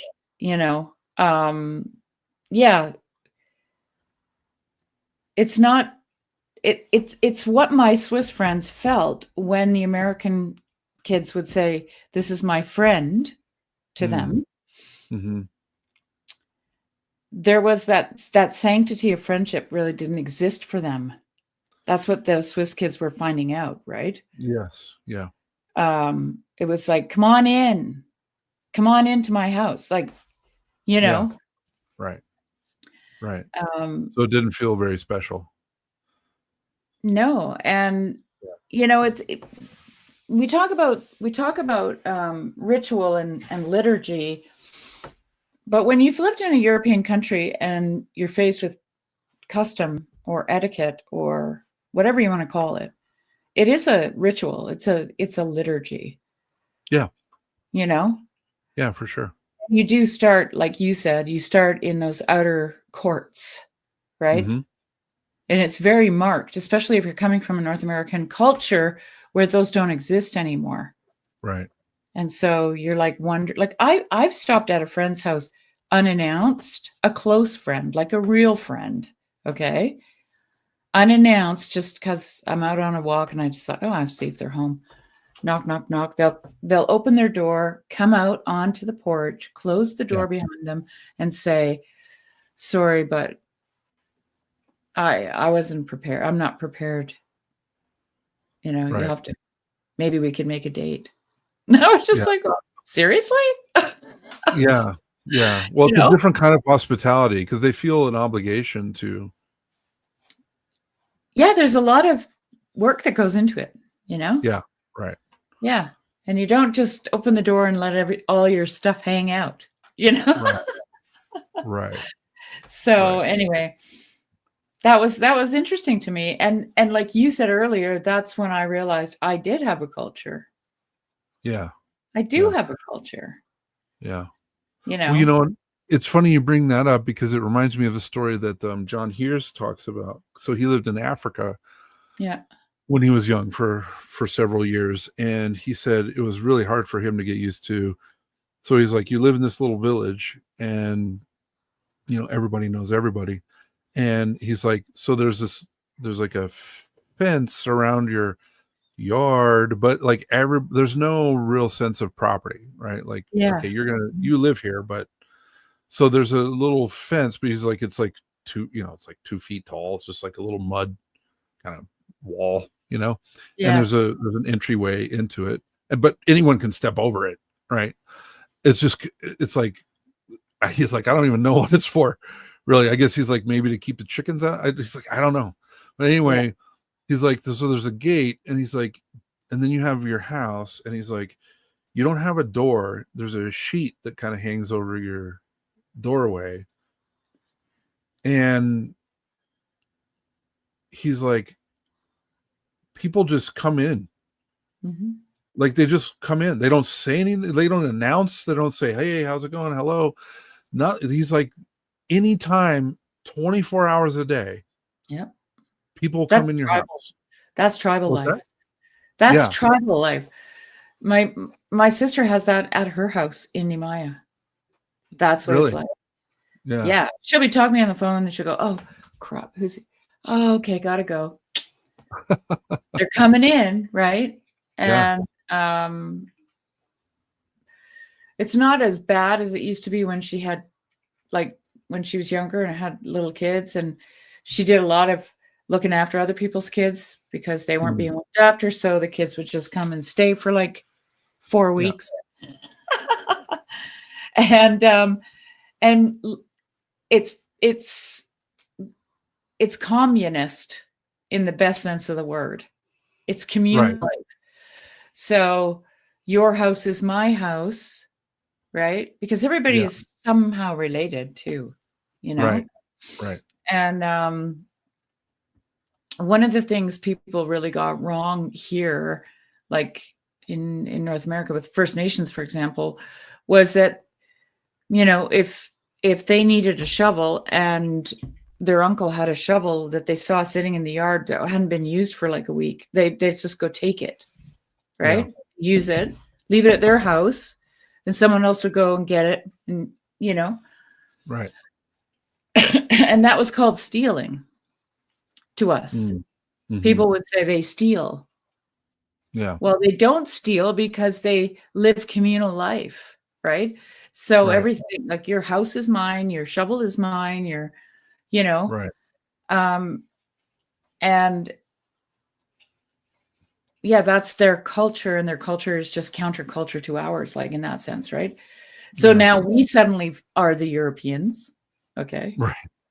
Private property, don't touchy, no touchy, right? Right. Yeah, and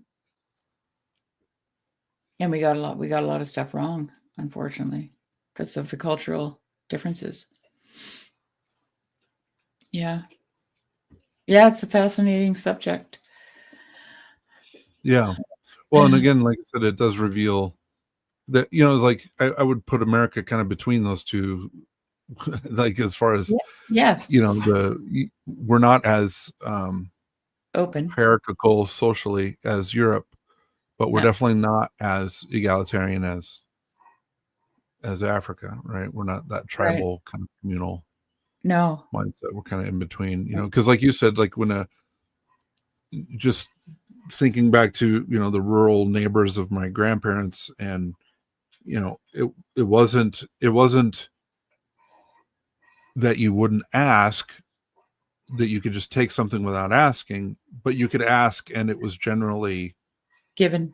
You know, so, you know, like this guy had you know, and it was a lot of where like we would just rotate, you know, so like all the young men we would go, you know, we would, like, the farmers would come over and there'd be 2 or 3 farmers who would bring their balers, and we would all they would bale hay, and then, you know, there were a group of 8 or 10 of us young men who would throw all the hay, you know, load all the hay up and then take it into the barns and unload it. And we just went farmer to farmer, and you know, the farmers would all kind of rotate through helping everybody cut hay and bale hay, and you know, and it was communal that way. And so you were sharing equipment, but it wasn't like I could just go over to my neighbor's house and hop on his tractor. No, you know, in an emergency, that would probably be okay. Like if there was some, but I can't remember a time where that happened. Right. But I mean, it would be like acceptable. Like if you were in a bind and you needed to borrow someone's tractor and they weren't home, you know, like generally that would be okay. But, you know, if they knew that you knew how to drive a tractor. Yeah, of course. Right. Yeah. Which, you know, they do. They see you because you help them haul hay 3 times a summer, you know? Yeah. No, like, when we got our cows, one of our neighbors, he was a rancher, and he came over and he was like, oh, you know, I got an old bale feeder you can have. And he came by with his tractor, you know, those big metal round bale feeders. And he had it on the bucket, you know, brought it over. And we said, oh, well, you know, what can we give you for it? Oh, just don't worry about it, you know? And then another neighbor, when her daughter got into 4-H and we didn't have cows anymore, I said, okay, let's pass this on to Bailey, you know? So Bailey got the round feeder, you know? Right. That's kind of how it goes, right? Yeah, that's how it works. Yeah. But they wouldn't just come and take the round feeder.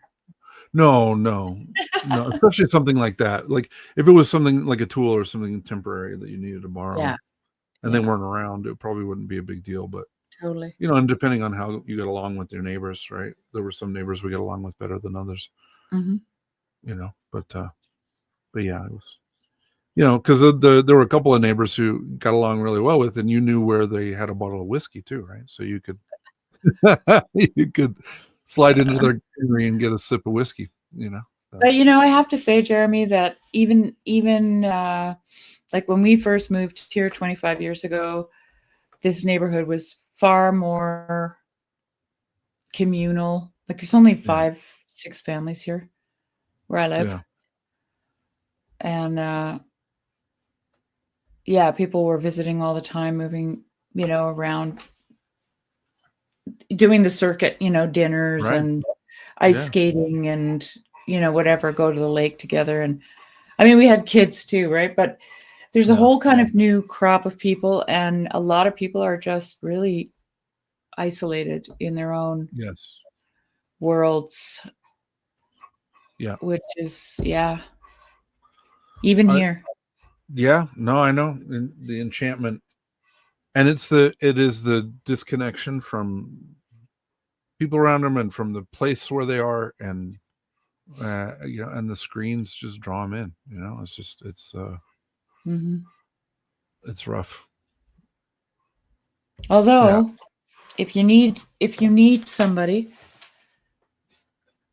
my dog is. She's back there going. That's her way of saying she needs to go out. Yeah. Hungry. Yeah. Makes herself known. See, and I look at her and she shuts up. That's funny. Anyway,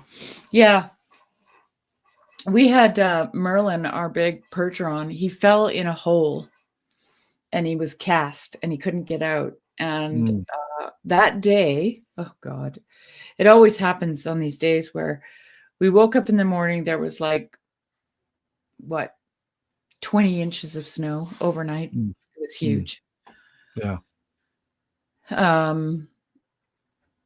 I go up with the snowblower and I'm ready to feed, and one of my horses is pacing on the fence, and I don't know why she's doing that because that's unusual. And one of the other Merlin's missing, and I'm wondering where he is, but I've got to get all the snow cleared so I can get to their bale.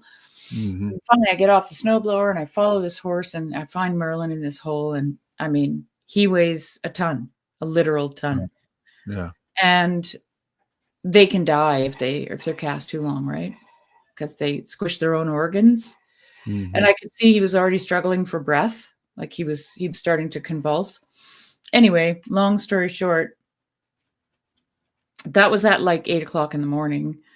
At 4:00 in the afternoon, he got hauled out by a massive industrial tractor from a neighbor down the road. But that day, because of the weather, our phone was out, our power was out. Okay. The horse was cast, the snowblower broke in the middle of it all, and our driveway hadn't been plowed. So we couldn't even get out. Yeah. So I had to plug my router into my car. Okay. Wow. And I had to text my neighbor's daughter at school and hope she got my message that we need help to get Merlin out of this hole. And then she goes, okay, I'll phone Mom right now. She'll get it organized. And these are all local neighbors, right? Yeah. And then you just sit there and wait because you have no phone. Right. I'm telling you. And then all of a sudden this army of people show up. Wow. With a giant tractor. And he had to plow his whole way in to get in. Mm-hmm. Yeah. Anyway. Yeah. Yeah. No, it's essential. We've talked about this before. It's that idea of even if you don't like your neighbors, you have to like your neighbors, right? You have to have some level of. You have to stop. You have to help. You have to. Yes. You have to get over yourself. Yeah. You have too much ego. If you don't get along with somebody, you don't really like them, or you think they're a jerk. Well, this is why the Good Samaritan isn't really much of a surprise to me, actually. Mm. Because that's what happens in rural communities. Yeah. You know? Yeah. Well, I heard this lady, she told a story, and it kind of illustrates the point of like when she was growing up, her dad would, when somebody was stranded on the side of the road, her dad would stop every time. And she would get upset, especially when she was a teenager and he's driving On her their way to somewhere. a dance or on the way to somewhere she wants to be. And he would stop and help. And she remembers being really upset with him one time and saying, Dad, they got back in the car and she was like, why do you stop every time? And he said, because there's going to be a day where you break down and I won't be there. And I hope that someone else will be there to stop for you. Yeah. So I am doing that for them. And right? it is true, Jeremy, because when people stop doing those things, it passes on. Yeah. Right? Like it becomes like, I know it's not so bad here in that way. Like if I was driving and I saw someone stopped and stuck or whatever, I stop, right? Yeah. But I don't know. I've just noticed that people are far more, especially after COVID, really in a bubble. Right. Don't touch me, don't talk to me, don't, Yeah. And they can just kind of walk by and not, or drive by or whatever the case might be, Yeah. Yeah. And it's getting worse, I think. Right. I do. I really do. Yeah, I agree. But that's how it is. I mean, it's adversity that makes us work together. And like we had this problem with Merlin and everybody came because we had a problem. We were suffering some adversity, right? Yeah. That's what brings people together. So yeah. And I personally think that is what will bring people together. Yeah, I agree. Yeah. Yeah. And people are great when they come together. This is what Jordan Hall's all about, right? He couldn't believe his experience, after the flood there in North Carolina, right? After the weather phenomenon there. I think that really impressed him together, right? Yeah. So, well, especially where he was like a tech bro. Yeah, and that's what brings people together. People just don't. If they don't have to, they don't. Right. And I mean, I'm just as guilty as anybody. Yeah, same. They don't. So. Yeah. Yeah.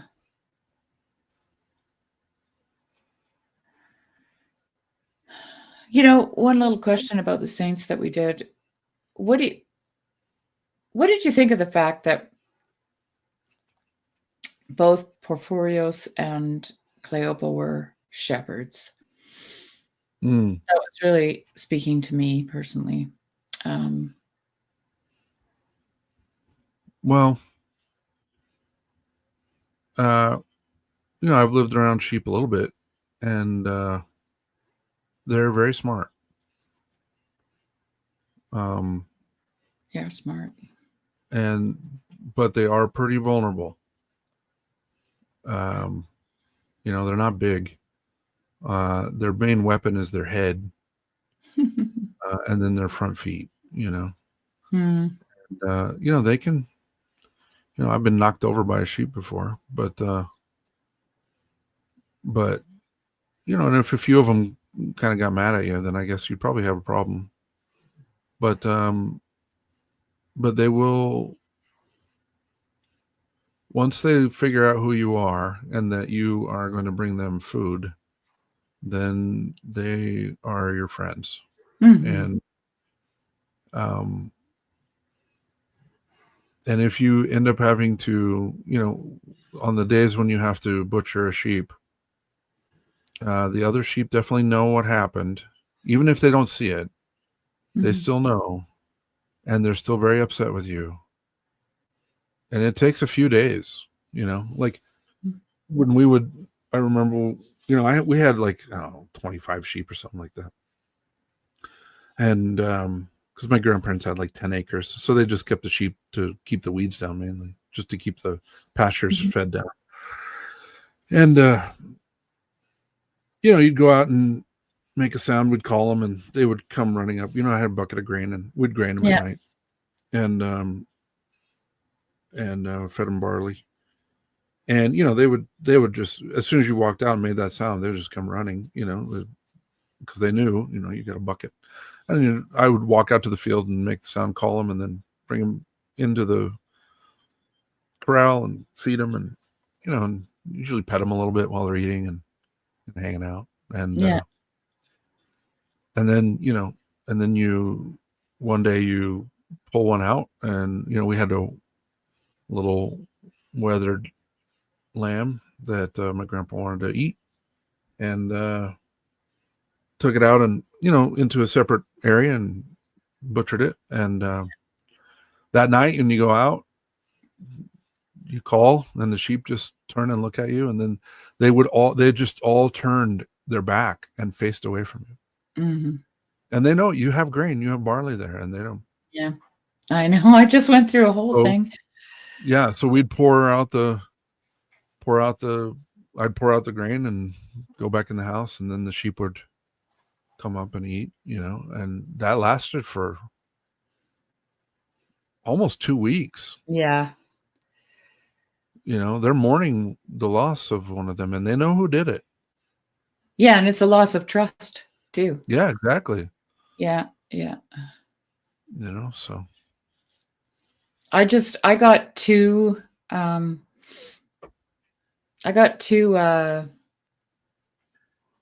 little lambs from my neighbor. I don't know if I told you. Did I tell you? Mm-mm. So she got Romney sheep, and she was going to breed, and she had all kinds of birthing issues and problems. So she had these two little ewe lambs from this spring, and she asked me if I wanted them because she knows that I'm not breeding, and she thinks there's something wrong with their genetics. I'm not sure that that's the problem, but she said she can't sell them because she's not sure, because she just had so many problems with her ewes that they aborted and had stillborns and all kinds of things. Mm-hmm. Did they give eulogies? So she gave me these two little Romney lambs. Okay. So for the first time, I've got sheep that actually look like sheep, like they've got the white faces and they've got wool all the way down their legs. My sheep don't have wool on their legs. Oh, okay. And my sheep have black faces and the Romneys have white faces. And they're white. They're white wool. But I mean, I've got some white Gotlands, white, Yeah. Lighter colored. And anyways, my sheep were absolutely terrified of these two little lambs. And I mean, these lambs are what? They're probably born April, May, June, July, August, September, October. So they're like 8 months old when I got them. They're little, Yeah. Not small, but they're little. And I took a video of it. It was so funny. All my sheep were bunched up in this one corner in their pen. And there's two little lambs over here just staring at them going, They're terrified. That's so funny. It took them like 2 weeks to stop running, and then I let them all out into this big pasture together. And these little lambs are trying to catch up to them. And all they're doing is chasing mine around, right? Oh, that's fun. And that's now they're getting used to each other. And I've got these feeders, and then these little lambs will go to a feeder. And when they get to the feeder, they stick their heads right in. They just assume everybody loves them, right? Right. They stick their little heads in there, and then all the sheep leave. Huh. They don't want to be seen with them, I was telling a friend on the Discord, I said, my sheep are racist. Yeah. They've never seen a white person before. Right. They segregate. There's a couple now that will let the little ones eat at the same feeder as them, but everybody else, they're really disturbed. They don't know where they can go because those guys, Yeah, right. That's funny. Yeah. So, well, and to tie it back, I come from a long line of sheep herders on both sides of my really, family. Yeah. Cool. And so my great grandfather on my mom's side was a sheep herder, and he had hundreds of poems memorized. And it was from having that time, he would take a poem with him and he would work on it for, a few days. And basically he was always working, he had a repertoire and he would like recite poetry. Yeah. The ones that he had recently memorized, and then some of the older ones. And he had like a list of poems, and he would kind of practice them so he could remember them. And even, as he died when he was 99. And oh my goodness. Wow. And even toward the end of his life, when he was having more dementia, couldn't really recognize people as much, but he still could recite poetry. Beautiful. Where it became a part of him. Yeah. Right. It was more real to him than some of the people around him. Wow. And we were talking about. I was talking about that with my family over the weekend with education and how education used to mean memorization, right? Like so many things were memorized, poetry and different stories and speeches and all kinds of stuff. Recitation was just a huge part of education. Well, I'm giving up on that. Yeah, like I'm thinking the whole time of St. Cleopa. He called it his university, right? That's where he got his education. Was he was bringing books too, right, from the monastery. Yeah. But it's interesting just thinking about it now, because what was it, 15 years he shepherded, and then he got locked up by the communists a couple times. Yeah. Right. Yeah. Solitary for shorter stretches, but then he ended up having to do his own solitary in the woods. Right.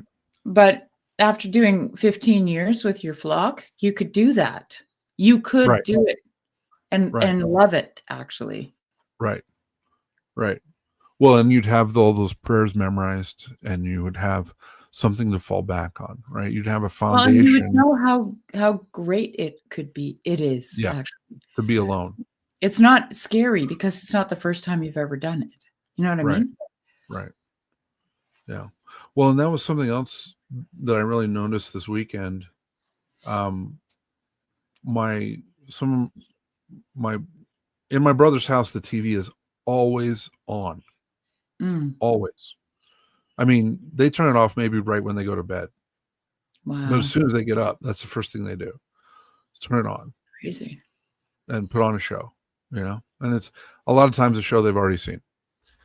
And it's just like very uncomfortable with silence. And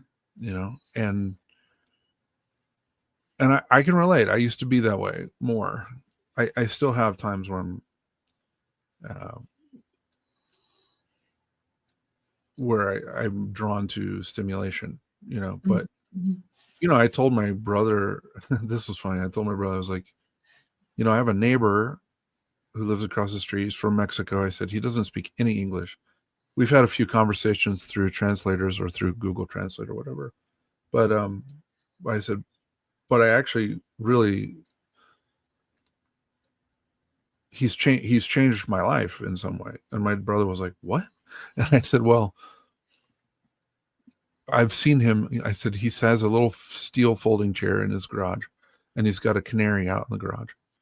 And he goes out and he pulls that chair. He opens the garage door and he pulls the chair to the edge, and the canary's next to him, and he just sits there. And he's not bored. He's relaxing, but he's watching. Yeah. And so I said, so much of my life has been spent focusing. Mm. And I was very anxious because I was always focusing. And I said, what I've learned from him is that the native state of a human is not focus. A native state is watching.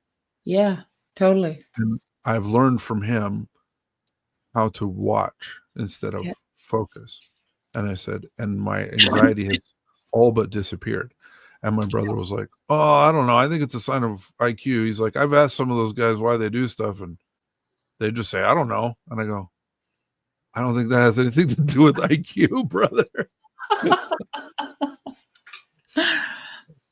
But, It's true. He hasn't been exposed to these kinds of things that we talk about, as far as being embodied and, some of the work of like Dr. Ian McGilchrist and, and just participatory and liturgy and all those things, right? He hasn't really been exposed to those things. So he's coming at it from a very American Western point of view, modern. Modern American, like, well, if you don't know why you're doing something, it's dumb. It's like you just pointed out that the water that he's swimming in, and he's like, what water? Yeah, exactly right. Yeah, exactly. Am I wet? Yeah.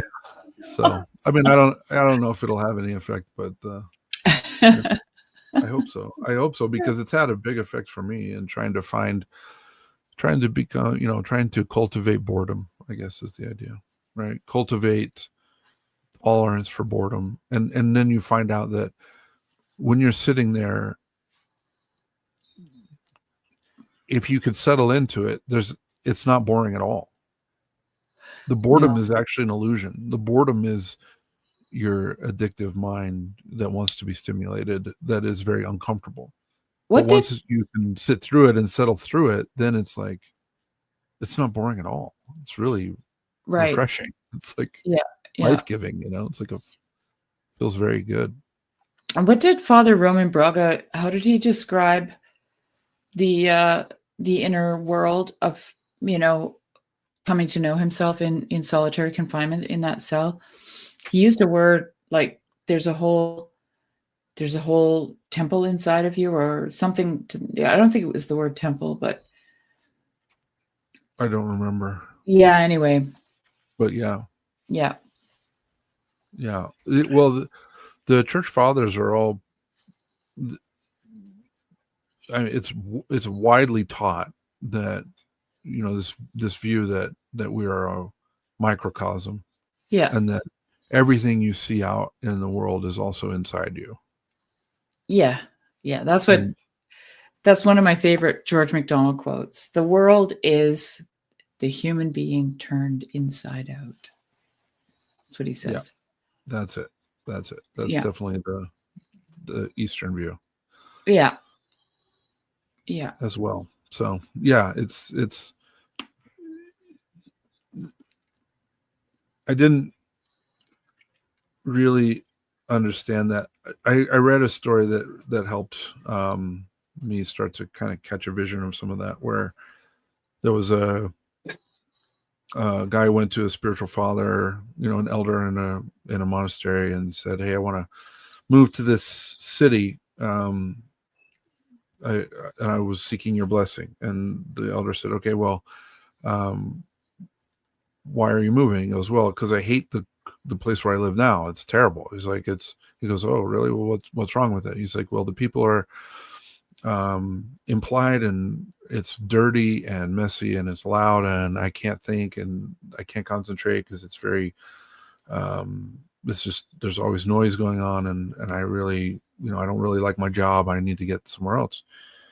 And he said, okay, well, where are you going to move? And he told him the name of the city. He goes, well, I think you're going to find that city is pretty much the same. It's exactly what you're describing. So I don't recommend that I don't give you my blessing to move. Oh. And he's like, okay. So then later that day, another spiritual child comes to the same elder and says, and he lives in the same city, and he says, hey, I want to move to this other city. And he goes, oh, why is that? And he goes, well, my mother lives there and she needs me to take care of her. And he goes, well, how is your current city? how's the current place where you live? And he goes, oh, I love it. It's beautiful. He's like, he's like, there's this little place where I go and I get coffee and they make these special little pastries and I love the shopkeeper there. And it's going to be very difficult for me to leave. I have friends and I go to, there's a restaurant I go to every Thursday night and I have friends that we meet there and I've lived there for many years and I love the city. It'll be very difficult, but I feel that my mother needs help and I really would like your blessing to go move to her city to help her. And the elder says, well, I think you'll find in that city, the same one that he recommended the other one not go to. He said, I think you'll find in that city, it's much the same. You'll find a little place. You'll find little places where you can connect with people beautiful. And you'll make good friends. And I give you my blessing. Yeah. It's all about attitude, right? Right. It's you bring it with you, right? It's like the idea that a saint cannot go to hell because even if a saint was in hell, he would be bringing heaven with him. Yeah. Right. He wouldn't be experiencing hell even if he was in it. Yeah. So. Yeah. So I've been trying to cultivate that a little more and spend more time in silence and just resting, just watching. Yeah. It helps a lot. It helps a lot. Yeah. And I mean, really, the best place to cultivate it is in nature. Yeah. For sure. Cultivate that kind of patient watching, because really, I think you're like you said, it's focus is not the natural state of a human being, right? Right. So you kind of revert right into that natural state when you're in nature. Yeah. Where you start to scan, to watch, to see, to notice, right. All noticing those little movements and little, all those things, Yeah. Yeah. That's a good place to start, at least. It's really hard to sit in your living room and watch. What are you going to look at? The wallpaper? Yeah. You can at least go out on the front doorstep, or out in the backyard. You got to give yourself a bit of a vista, something to, it helps. Like that guy, like your neighbor's doing, right? Open the garage door, sit down on the chair and watch. Yeah, he just watches, cars are going by, people are walking around and birds. I mean, he knows stuff. Animals and the dogs and what's that? Yeah. I mean, if that's what he does on the regular, he knows stuff about everybody. Oh, yeah. Yeah. Yeah. Yeah. He's kind of an elder figure, and because a lot of my neighbors are, I have neighbors who are Cuban, I have neighbors who are Venezuelan, and he's Mexican, so they all know each other. And in that culture, there's more respect for elders as well. Yeah. And so he, they all kind of talk with him and share with him what they're doing. What their plans are and what's going on and stuff. And he definitely plays that role and then is sitting and watching on top of that. Right. Yeah. So he's just kind of, it's been very helpful. It's been very instructive for me to learn from his example. Yeah. Cool. Yeah.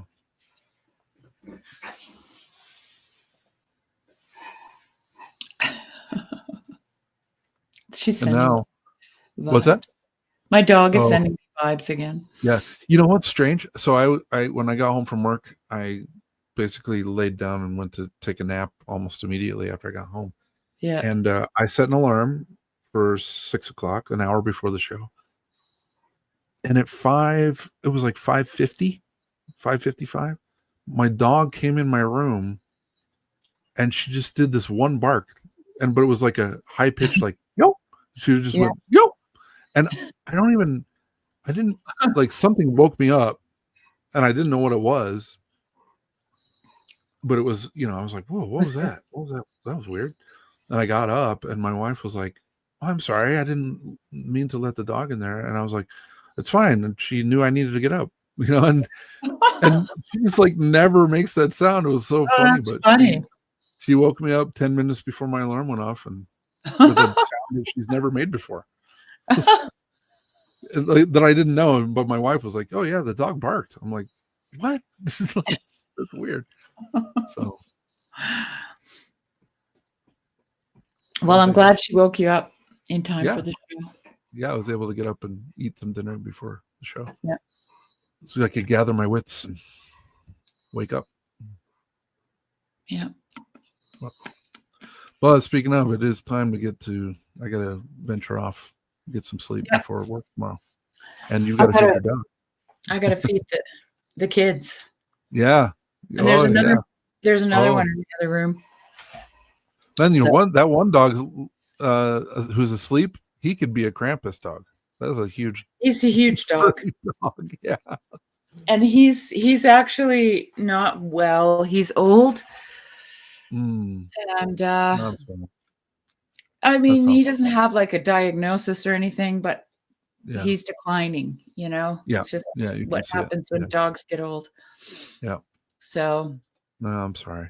That's not fun. Yeah. I don't know. Now I want to name a dog Krampus.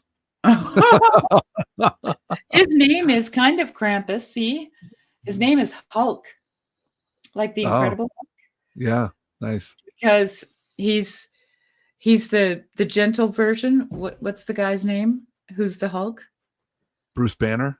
Bruce Banner. He's Bruce Banner with everyone. He's a nice guy, but if he sees a predator on the property, he's the Hulk. He turns into the Hulk. That's awesome. Yeah, that's great. Yeah, he's like which has totally destroyed his body. Like he's very tall. His mother was an Akbasher like this high. Like he's not that tall, but and so his back. This is a thing with large dogs. They get arthritic. Mm-hmm. So that's what's happened with him, and his spine he's got a very long back. He's very big. Oh yeah. So. He's on pain meds on the regular. Yeah. That just keeps moving, Right. Without pain. So. Yeah. He still does his job though. Yeah. That's good. He's a good boy. But anyway, well, as usual, it's been a pleasure. Yeah, it's been great, Jeremy. I'm a little under the weather today, like I told you. I have some kind of a weird cold thing going, but that was great. Wounded by Love, a book. Wounded by Love, by St. Porphyrios. Highly recommend it. It's a very beautiful book. I'm gonna have to read more about Saint Cleopa. Yeah, there's some great videos of him, some interviews with him. He's quite a character. He's very funny. Cool. But I know there's some cool videos of him. And then next week we'll talk about Saint Ayed, and I think we'll do Saint Lucia. And there was also a saint from the last time, the one that you mentioned, the gardener, the one that you have the icon of in your garden. Okay, I'll add. Can you write that down? And I'll write it down right now. Can't remember his name. What was it? I don't remember either. Okay. I have to look it up. I was just curious about that guy because I really like that icon. Okay, I will. We'll cover him next week as well. That'd be great. Yeah, I was telling somebody recently on the Discord that when I was a catechumen, I don't think I have the book here right now, but I have this book by Saint Maximus. Mm-hmm. And I showed the priest, I said, look what I ordered. And it's just a little thin book, but it's Maximus, right? Yeah. And he said, Sherry, you're jumping into the deep end. He goes, Sherry, why don't you just read Lives of the Saints first? Okay. I was like, okay. And little did he tell me there are a lot of saints. Right. Yeah. So that will last the rest of your life. It'll be a while before I read Maximus. Yeah, that's probably a good thing. No, it's he was right. There's a priest. There's a Russian priest. He's doing a series during the Nativity Fest this year, and he's calling it 40 Days with Saint Maximus.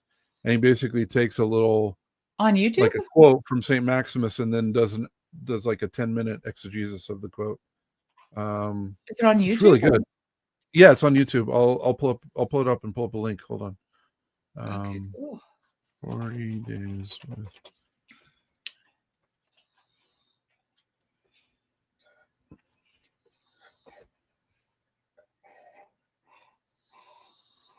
Yeah, I found it.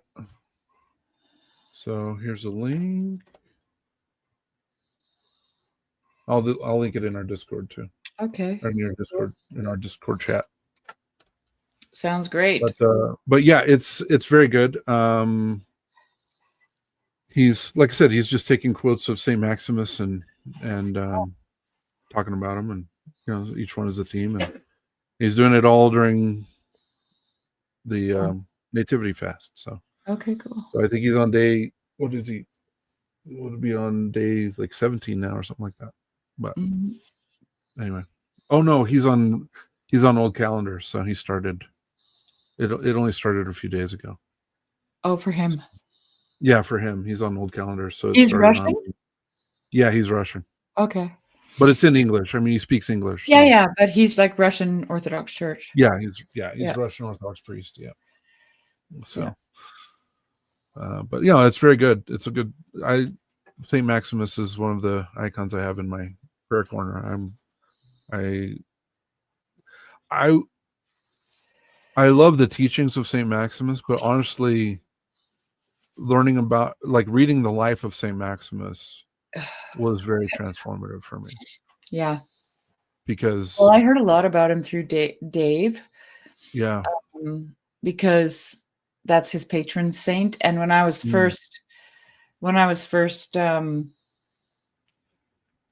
inquiring into Orthodoxy, Dave was, helping me understand some things, and I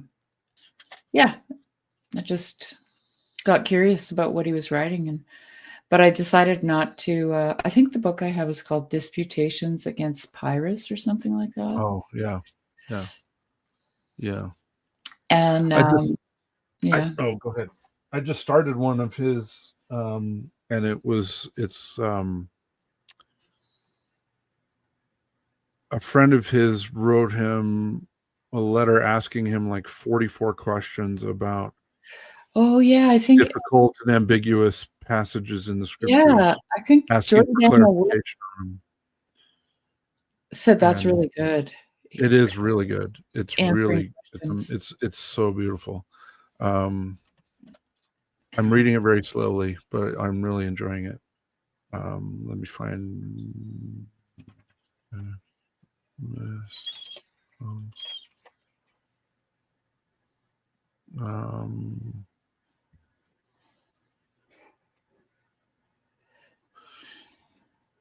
Yeah, this is the one I'm reading. I'll share it.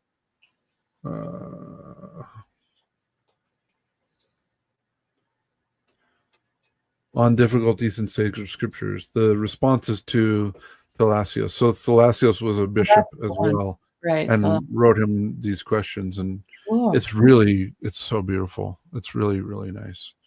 And then so it was translated by Father Maximus Constus, who is he's like the leading scholar on Saint Maximus. He was a Harvard professor for a while. He's a monk, and he's also an iconographer. And so didn't Jonathan Pageau have a conversation with him once? Yeah, it's been on Jonathan's channel a couple times. Yeah. Okay, cool. He wrote another book, which I really highly recommend, called The Art of Seeing. Let me pull that up. Let's see.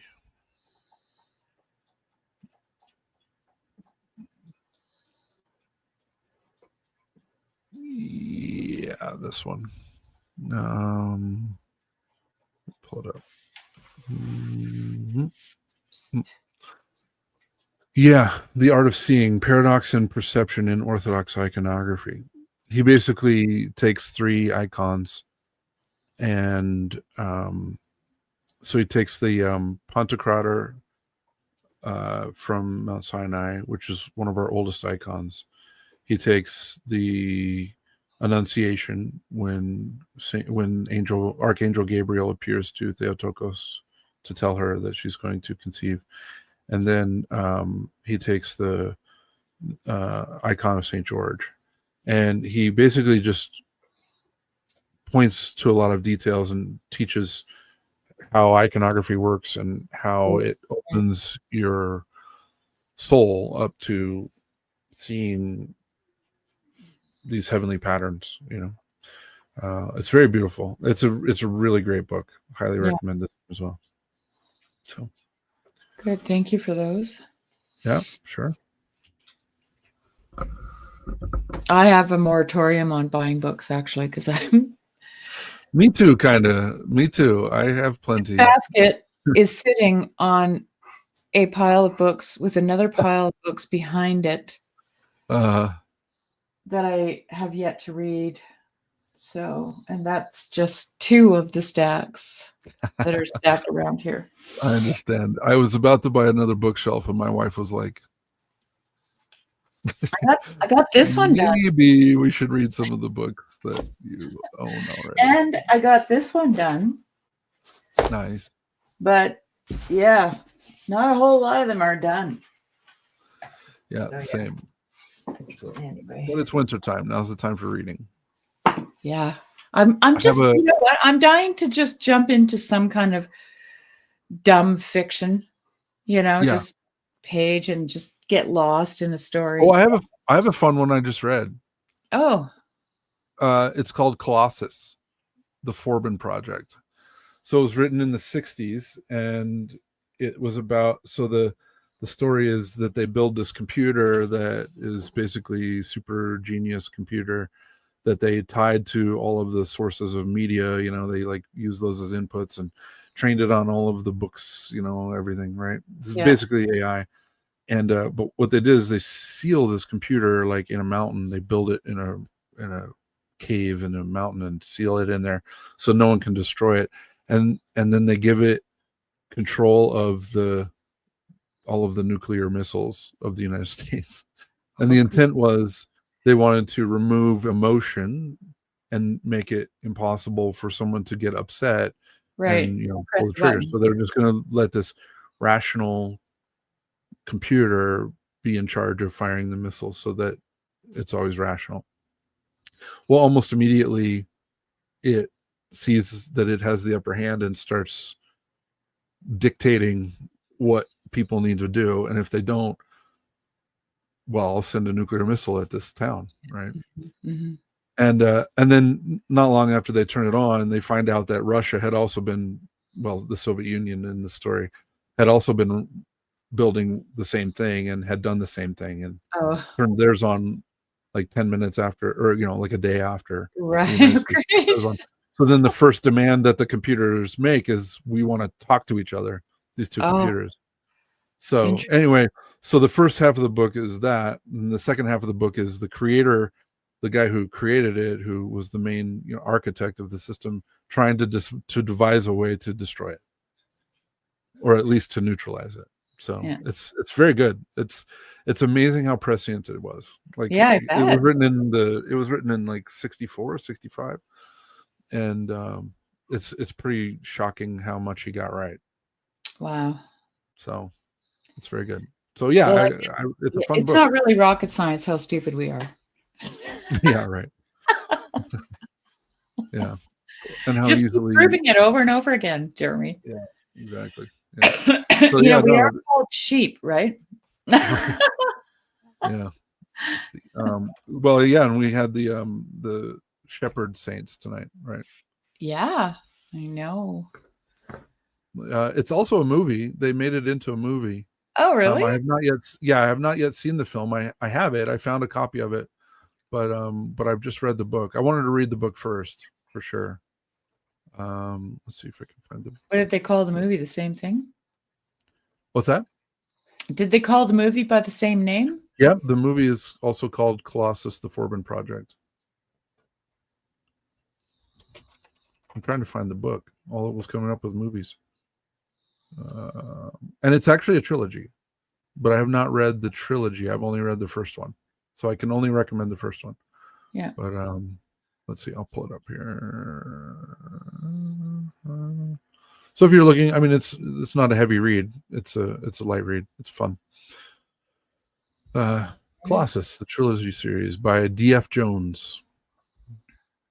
It's well written. I mean, it's also fun to kind of read. You know, it reads a little bit like a James Bond novel. Honestly, Right. It's very similar in tone. Yeah. And but it's a lot of fun. I enjoyed it.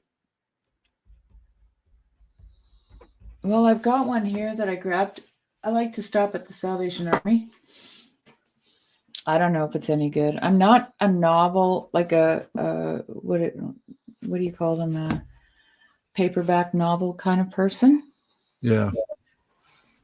This one here is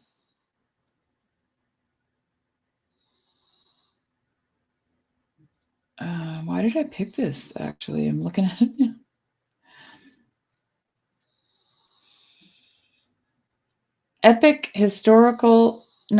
Riveting historical epic of love and family, war and loss, risk and destiny. Inspired by her own family history, that's why. Is this War and Peace by Tolstoy? No, I'm just kidding. No, it's called The Shoemaker's Wife. Huh. And it's by this Italian woman, and it's inspired by her own family history and the love of tradition that has propelled her body of best-selling novels to international acclaim. We'll find out if it gets, if it's like some kind of romancy thing. I won't read it because they bore me. But it looked interesting. It looked a little more interesting than that. So, there are some people that order these books, read them, and just give them to Salvation Army. Yeah. And so I go there and I scout for like patterns and colors on the spines. That's how I find my books. And you do judge a book by its cover. I do. I totally judge it by its cover. No, then I read the back. Well, no wonder you're super racist.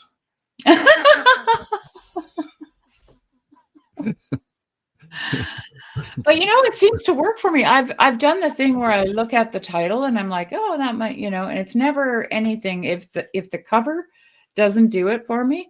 But yeah, I'm all about, like, this is something I've been slowly learning about myself.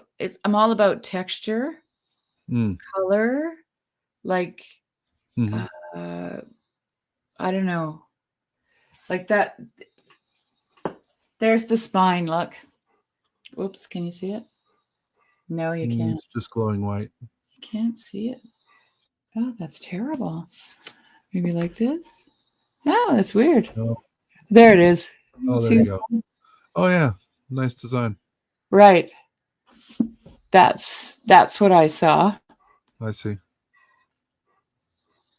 And so far, so good. It works for me, Jeremy. It's my little technique. There you go. Yeah. Anyways, I should let you go. It's getting very late. Yeah, I gotta get going. But it did help that I took a nap today. So good I'm not quite as tired, but yeah. Oh, thank you for your time. Thanks, audience, for joining us. Thanks for being part of our show and for learning about the lives of the saints with us.